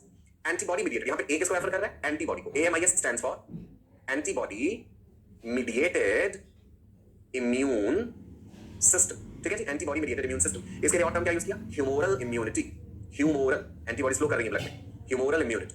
तो एक सेलुलर इम्यूनिटी हो गई, एक ह्यूमोरल। CMIS की full form cell mediated immune system. तो टी सेल्स इन्वॉल्व है, ठीक है जी, और एंटीबॉडी मीडिएटेड इम्यून सिस्टम में B cells involve, plasma B lymphocytes. So T lymphocytes जो है ये CMIS, cell mediated immune system का हिस्सा है। On coming in contact with antigen, जब ये एंटीजन के संपर्क में आते हैं, T lymphocyte divides rapidly to form a clone of T sales. एक टी लिम्फोसाइट इस एंटीजन के संपर्क में आया और ये डिवाइड करने लगा, क्लोन ऑफ टी सेल्स इसने बना दी। वो क्लोन जो है कौन कौन से अलग अलग तरह के क्या है, इधर देखो जो मैंने टाइप्स कहे थे, 1 आप भी लिख लेंगे, अभी अल्टरनेट नाम भी है, 3 4, 1 2 3 4। नंबर 1 क्या है लिखा, हेल्पर टी सेल्स, ठीक है जी, इनको CD4 सेल्स भी कहते हैं। दिस इज इंपॉर्टेंट, CD4 क्यों इंपॉर्टेंट है, जब हम आगे HIV के बारे में पढ़ेंगे ना डिटेल में, ह्यूमन इम्यूनो डेफिशिएंसी वायरस शरीर में जाके किन सेल्स को नुकसान पहुंचाता है, जिन सेल्स के पास CD4 रिसेप्टर्स होते हैं, HIV उन सेल्स को नुकसान पहुंचाता है। HIV is human immuno deficiency virus. अब आप कहेंगे CD का फुल फॉर्म क्या है, CD stands for cluster of differentiation. It is a set of proteins present on the surface of cells. अलग अलग सेल्स के सरफेस पे कई तरह के प्रोटीन्स प्रेजेंट हैं, तो उसका ना हम कलेक्टिवली नाम दे देते हैं, that is cluster of differentiation. CD1, CD2, CD3, CD4, CD5, CD8, कई तरह के। तो CD4 सेल्स क्यों कहते हैं, क्योंकि हेल्पर टी सेल्स के पास CD4 रिसेप्टर्स हैं। HIV वायरस इनको बहुत ज्यादा नुकसान पहुंचाता है। ह्यूमन इम्यूनो डेफिशिएंसी वायरस हमारे शरीर के कौन से सेल्स को नुकसान पहुंचाता है, कई बार ये सवाल भी पूछ लेते हैं, तो आपको ध्यान रखना है कि HIV जो है वो इनको बहुत ज्यादा नुकसान पहुंचा रहा है, हेल्पर टी सेल्स। क्लियर है? मैक्रोफेजेस को फैक्ट्री की तरह यूज करता है जब शरीर में HIV एंटर करता है। सो प्लीज रिमेंबर, ये हेल्पर टी सेल्स को भी CD4 सेल्स भी कहते हैं, T4 सेल्स भी कहते हैं, शॉर्ट में ऐसे T और नीचे उसके पैर में H लिख दो, TH। ये भी बोलो। Second type of T lymphocytes, killer T sales, जिनका दूसरा नाम साइटोटॉक्सिक टी सेल्स, इनको CD8 सेल्स भी कहते हैं। इसके पास cluster of differentiation number 8, CD8 नाम का प्रोटीन प्रेजेंट है, रिसेप्टर्स, सिंपली T8 सेल्स भी कहते हैं। किलर वाले ये ना एक सब्सटेंस रिलीज करते हैं जिसके बारे में हम पढ़ेंगे, killer T sales, परफॉरेंस, they release परफॉरेंस, जो कि पोर कर देता है, छेद कर देता है पैथोजन में। It creates pores into the pathogen, वो प्रोटीन, और पोर के थ्रू पानी अंदर चला जाता है, पैथोजन में पड़ जाता है, लाइसिस हो जाता है, मर जाता है। Another is suppressor T cells which suppress the immune system from attacking own body cells. Immune system स्वयं शरीर के अपने सेल को डिस्ट्रॉय ना कर दे, उसके लिए suppressor T cells. And then memory T cells जो एक याददाश्त रखेंगे कि ये पर्टिकुलर पैथोजन पहले भी आया था, दोबारा आएगा तो इसके ऊपर और जबरदस्त रिस्पांस हम जनरेट करें। ठीक है जी। तो टी लिम्फोसाइट्स के अलग-अलग प्रकार, helper T sales, killer T sales, suppressor T sales, memory T sales. Number 1 पे आ रहे हैं आपके सामने helper T sales. These are most abundant T cells. चलो एक क्वेश्चन ये फ्रेम हो गया, कौन से टी लिम्फोसाइट सबसे ज्यादा है? It is helper T cells. They identify the foreign bodies and get sensitized. कोई फॉरेन पैथोजन आया, ये उसे पहचानेंगे और उसके खिलाफ सेंसिटाइज हो जाएंगे। Sensitized helper T cells produce lymphokines. एक तरह के केमिकल सब्सटेंसेस है, लिम्फोकाइंस प्रोड्यूस करेंगे जो कि स्टिमुलेट करेंगे किलर टी सेल्स को और बाकी के टी सेल्स की संख्या को बढ़ा देंगे। तो helper T cells are stimulating killer T cells and they are also stimulating B lymphocytes. चलो शॉर्ट में यहां पे लिख लेते हैं कि भाई हमें ध्यान रहे, हेल्पर टी सेल्स क्या कर रहे हैं? दो मेन काम, they help killer T cells। किस तरह की हेल्प? ये लिखा है ना, they are helping the killer T cells। तो क्या मदद कर रहे हैं किलर T cells की? They help killer T cells to produce, जो थोड़ी देर पहले ही प्रोटीन बताया, परफॉरिन, right? And then they are helping plasma B cells, जिनको प्लाज्मेटोसाइट्स या B lymphocytes भी कहा जाता है, यही वाले B lymphocytes। किस लिए ये इनकी मदद कर रहे हैं? ये क्या काम करते हैं? किस काम के लिए मदद कर रहे हैं? कि एंटीबॉडीज बनाने के लिए। तो शॉर्ट में ऐसे याद रखो, जैसे मैंने बनाया ना, आप ये सही। Helper T cells they help killer T cells to produce perforins and plasma B lymphocytes to produce antibodies। फिर ये परफॉरिन अपना काम करेगा, एंटीबॉडी अपना काम करेगा। ठीक है, इसके अलावा helper T cells they attract macrophages to the site of infection. Macrophage को लेके आएंगे पास में, राइट? आ जाओ भाई, यहां पे इन्फेक्शन हुआ, चलो इस इन्फेक्शन से फाइट करते हैं। ठीक है, let's talk about the second type of T cells, that is a killer T cells which are also called cytotoxic T cells. ये क्या करते हैं? परफॉरिन याद रखना है ना, साइटोलाइसिन जो है लिखा ना, ये they secrete perforin which is also called cytolysin. Perforin क्या करता है? It produces a hole in the infected cell और फिर वो सेल मर जाएगा। Killer T cells directly attack and destroy invading microbes, infected body cells, and even they are effective against cancerous cells up to some extent. Cancer is uncontrolled division of the body cells. शरीर में जब cancer हो जाता है तो immune system को भी पता चलता है कि कुछ सेल्स नॉर्मल हो चुके हैं और अनकंट्रोल्ड वे में डिवाइड करते जा रहे हैं। शरीर भी उसके खिलाफ कुछ ना कुछ करता है, लड़ाई करता है। नेचुरल किलर सेल्स भी कैंसर सेल्स को मारना चाहते हैं और ये किलर टी सेल्स भी कुछ हद तक उन्हें मार दें, राइट? सप्रेसर टी सेल्स का काम है, these cells suppress immune system and prevent it from attacking own body cells। शरीर के स्वयं के अपने किसी सेल को इम्यून सिस्टम ना अटैक करे, ये एंश्योर करते हैं। बट कई बार ऐसा होता है immune system goes out of the track और ऑटो इम्यून डिसऑर्डर्स होते हैं। थायराइड ग्लैंड से रिलेटेड ऑटो इम्यून डिसऑर्डर पढ़ा होगा आपने, एड्रीनल ग्लैंड जो है उससे रिलेटेड भी ऑटो इम्यून डिसऑर्डर होते हैं। ठीक है, सो थायराइड से रिलेटेड भी ऑटो इम्यून डिसऑर्डर है। न्यूरोमस्कुलर जंक्शन को लेकर के autoimmune disorders, will discuss about autoimmune disorders also. Memory T cells का क्या काम? They are previously sensitised and retain sensitisation for future. जैसे एक बार एक पैथोजन आया, शरीर ने उसके खिलाफ मेमोरी टी सेल्स बना ली, अगली बार जब वो सेम पैथोजन आएगा ना, तो मेमोरी टी सेल्स बहुत क्विकली उसे पहचान जाएंगे कि हाँ ये वही पैथोजन है जो पहले आ रखा है और हम पहले से ही तैयार हैं अब इसका खात्मा करने के लिए, right? They store information about the microbes. Smart एक मेमोरी रहती है हमारे इम्यून सिस्टम के पास। Now we are discussing the cells of the immune system. Immune system के ऑर्गन्स पढ़े, इम्यून सिस्टम के टिश्यूज पढ़े, माल्ट पढ़ा, उसके बाद हमने सेल्स का जिक्र किया। टी लिम्फोसाइट्स एंड सेकंड क्या बताए थे? B lymphocytes. B lymphocyte term जो है B, bursa of fabricius of birds, if you remember, right? Bursa of fabricius क्या है? It is a lymphatic gland in cloaca of young birds। cloaca समझते?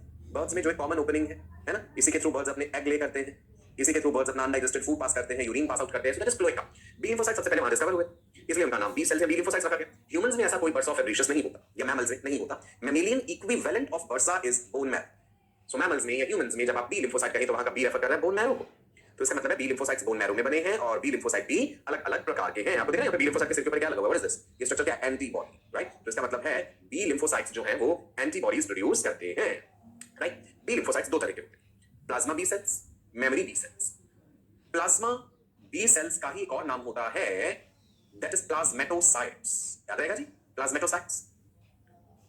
These produce antibodies, right? Effector B cells भी कहते हैं, short lived होते हैं और ये क्या बना रहे हैं? ये देखिए, they are short lived. They produce soluble protein molecules which identify and elicit immune response against antigen। So basically antibody factories हैं आपके शरीर की, right? They are also called cartwheel cells। Cartwheel cells इसलिए because their nucleus resembles cartwheel। Shall I write here why they are called cartwheel cells? Their nucleus resembles cartwheel, बैलगाड़ी का पहिया जो होता है उससे रिजेंबल करती है, और इन्हें एंटीबॉडी फैक्ट्रीज भी कहा जाता है। They're also called antibody factories। They produce antibodies which are glycoproteins, right? जो memory B cells हैं, memory B cells they form a memory base for the similar infection in future, जैसे memory B cells है वैसे memory B cells है। तो plasma B cells antibody factories हैं जो कि thousands of molecules of antibodies बनाते हैं। एंटीबॉडीज ग्लाइकोप्रोटीन्स होते हैं, soluble molecules antibodies, right. So antibody itself is a big topic. I would say कि आपको एंटीबॉडीज के बारे में बहुत अच्छे से जानकारी होनी चाहिए। टाइप्स ऑफ एंटीबॉडीज के बारे में IgG, IgA, IgD, IgE, IgM, कई तरह की antibodies. Okay, so immune system के ऑर्गन्स का हमने जिक्र कर लिया। Very good. Primary lymphoid organs and secondary lymphoid organs. Immune system के टिश्यूज, जिसमें मैंने आपको म्यूकोसा एसोसिएटेड लिम्फॉइड टिश्यू बताया, जिसमें bronchus associated lymphoid tissue, nasal associated lymphoid tissue and gut associated lymphoid tissue हमने पढ़ा। ठीक है, ये चीजें पढ़ी, राइट। देन हमने सेल्स में क्या पढ़ा? हमने सेल्स में पढ़ा लिम्फोसाइट्स के बारे में, बी एंड टी लिम्फोसाइट्स, दो तरह के लिम्फोसाइट्स डिटेल में डिस्कस करें। Then comes the soluble molecules of the immune system. क्या है ये सॉल्युबल मॉलिक्यूल्स इम्यून सिस्टम की? ग्लाइकोप्रोटीन्स हैं जिन्हें एंटीबॉडीज कहा जाता है। एंटीबॉडी को ही इम्यूनोग्लोबुलिन भी कहते हैं। एंटीबॉडीज आर इम्यूनोग्लोबुलिन्स, शॉर्ट में आईजी लिखें। एंटीबॉडीज के नाम आपने सुने होंगे, आईजीए, आईजीडी, आईजीजी। तो जो आईजी है वो रेफर कर रहा है इम्यूनोग्लोबुलिन को, दैट इज एंटीबॉडी। ठीक है जी। Antibodies they are glycoproteins, chemically जो है ग्लाइकोप्रोटीन्स, इम्यूनोग्लोबुलिन्स। अच्छा याद कीजिए, हमारे ब्लड में प्रोटीन्स होते हैं, फाइब्रिनोजन, प्रोथ्रोम्बिन, ग्लोबुलिन्स भी हैं, alpha globulin, beta globulin, gamma globulins. So antibodies are actually gamma globulins, ये भी ध्यान रखना है। Antibodies are gamma globulins. हमारे ब्लड के लिए मेनली प्रोटीन्स लिवर बनाता है। तो कई बार ये क्वेश्चन पूछ लेते हैं कि which of the following is not produced by liver? Alpha globulin, beta globulin, gamma globulin. तो हमें ध्यान रखना है गामा ग्लोबुलिन्स एंटीबॉडीज लिवर नहीं बनाता, प्लाज्मा बी लिम्फोसाइट्स बनाते हैं। This is important. Antibodies are not produced by liver, please remember this thing. So antibody जो है it is Y shaped tetrapeptide. When you say tetra मतलब चार, when you से peptide मतलब चार, इसमें चेन्स हैं, पेप्टाइड चेन्स हैं जो कि अमीनो एसिड से बनी है। जब हमने प्रोटीन कहा तो प्रोटीन अमीनो एसिड से बनते हैं। सो एक एंटीबॉडी का अगर आप शेप देखें रफली, अगर मैं बनाऊं, बिल्कुल रफ बना रहा हूं, डिटेल में दिखाता हूं। आप ऐसे दिखा सकते हैं एक एंटीबॉडी, वाई शेप, बिल्कुल सिंपली लिखना हो ऐसे लिख दें। अब और ज्यादा एनलार्ज व्यू में हमें देखना है कि वाई का डिटेल्ड स्ट्रक्चर क्या है। उसमें आपको ध्यान रखना है कि एंटीबॉडी में चार चेन्स होती हैं, दो हैवी चेन्स हैं, दो लाइट चेन्स हैं, राइट। टेट्रापेप्टाइड मॉलिक्यूल है which is formed of two identical light chains यानी L chains and two identical heavy chains yani H chains. So H stands for heavy, L stands for light. The four polypeptide chains are held together by disulfide bonds. This is also important. Disulfide bonds. Antibody का diagram भी बना हुआ NCERT में, that is important. ये आपके सामने, मैं ध्यान से आपको समझा रहा हूँ। चार चेन दिख रही है, आप कहेंगे चार कैसे है? बिल्कुल, इधर देखिए जी, पहले फोकस कीजिए इस पे। ये हैवी चेन, एक हैवी चेन ये है, एक हैवी चेन ये है। ये पूरी जो बीच वाली चेन आपको दिख रही है, मतलब यहां से लेके यहां तक, और ये पूरी इधर, this complete thing is heavy chain. एक जगह M लिखा है, एक जगह C लिखा है। कैन एनीवन गेस कि N और C क्या है? एक पेप्टाइड चेन में N terminal, C terminal amino acid होते हैं, अमीनो टर्मिनल, कार्बोक्सी टर्मिनल। तो ये N और C उसके रेफरेंस में है। So this is one heavy chain and this is other heavy chain. ये ठीक है जी, ये हैवी चेन का N टर्मिनल, ये C टर्मिनल। तो चलो मैं कह देता हूं heavy chain number 1, heavy chain number 2। अब ये हैवी और लाइट किस आधार पे है? इनके मॉलिक्यूलर वेट के बेसिस पे, राइट जी। हैवी और लाइट का, ये रही लाइट चेन, इधर की लाइट चेन, ये रही दूसरी लाइट चेन। ठीक है जी, ये मतलब कंप्लीट यहां से लेके यहां तक ये लाइट चेन, ये लाइट चेन का N टर्मिनल, लाइट चेन का C terminal. Similarly second light chain, ये रही उसका N टर्मिनल और उसका C terminal, right. Heavy chain को दिखाने के लिए हमने दो कलर्स को यूज करा। थोड़े से हिस्से में आपको ब्लू कलर दिखाया और बाकी के हिस्से में ये मस्टर्ड या येलोइश कलर दिखाया, राइट। यहाँ पे भी ये ब्लू कलर दिखाया, इधर भी ये मस्टर्ड या येलोइश कलर दिखाया। सो जो बीच में वाई आपको बना दिख रहा है, those are the heavy chains और उसके साइडों में दे आर लाइट चेन्स। ठीक है, और जब मैंने सिंपली आपको बना के दिखाया तो हमने ऐसे दिखा दिया था। तो बिल्कुल एक रफ ड्राइंग है, या मैंने इसको थोड़ा सा ऐसे कर दिया था कि भाई इसे ऐसे मान लो, समथिंग लाइक दिस, है ना। लेकिन ये जो हम आपको दिखा रहे हैं अब यहाँ पे, ये इसी कंप्लीट चीज का एक फुली एनलार्ज्ड वर्जन है कि वाई एक्चुअल में कैसा दिखता है। ये जो एस एस दिख रहे हैं आपको, कई जगहों पे आपको ऐसे दिख रहा है ना, एक एस के साथ दूसरा एस ऐसे जुड़ा हुआ है, these things, these are the disulphide bonds. तो इंट्रा चेन बॉन्ड्स भी है, एक ही चेन के अंदर बॉन्ड भी है। हैवी चेन के अंदर दिख रहे हैं disulphide bonds, intra chain bonds, और एक हैवी और एक लाइट के बीच में भी बॉन्ड नजर आ रहा है, इंट्रा चेन बॉन्ड्स भी है।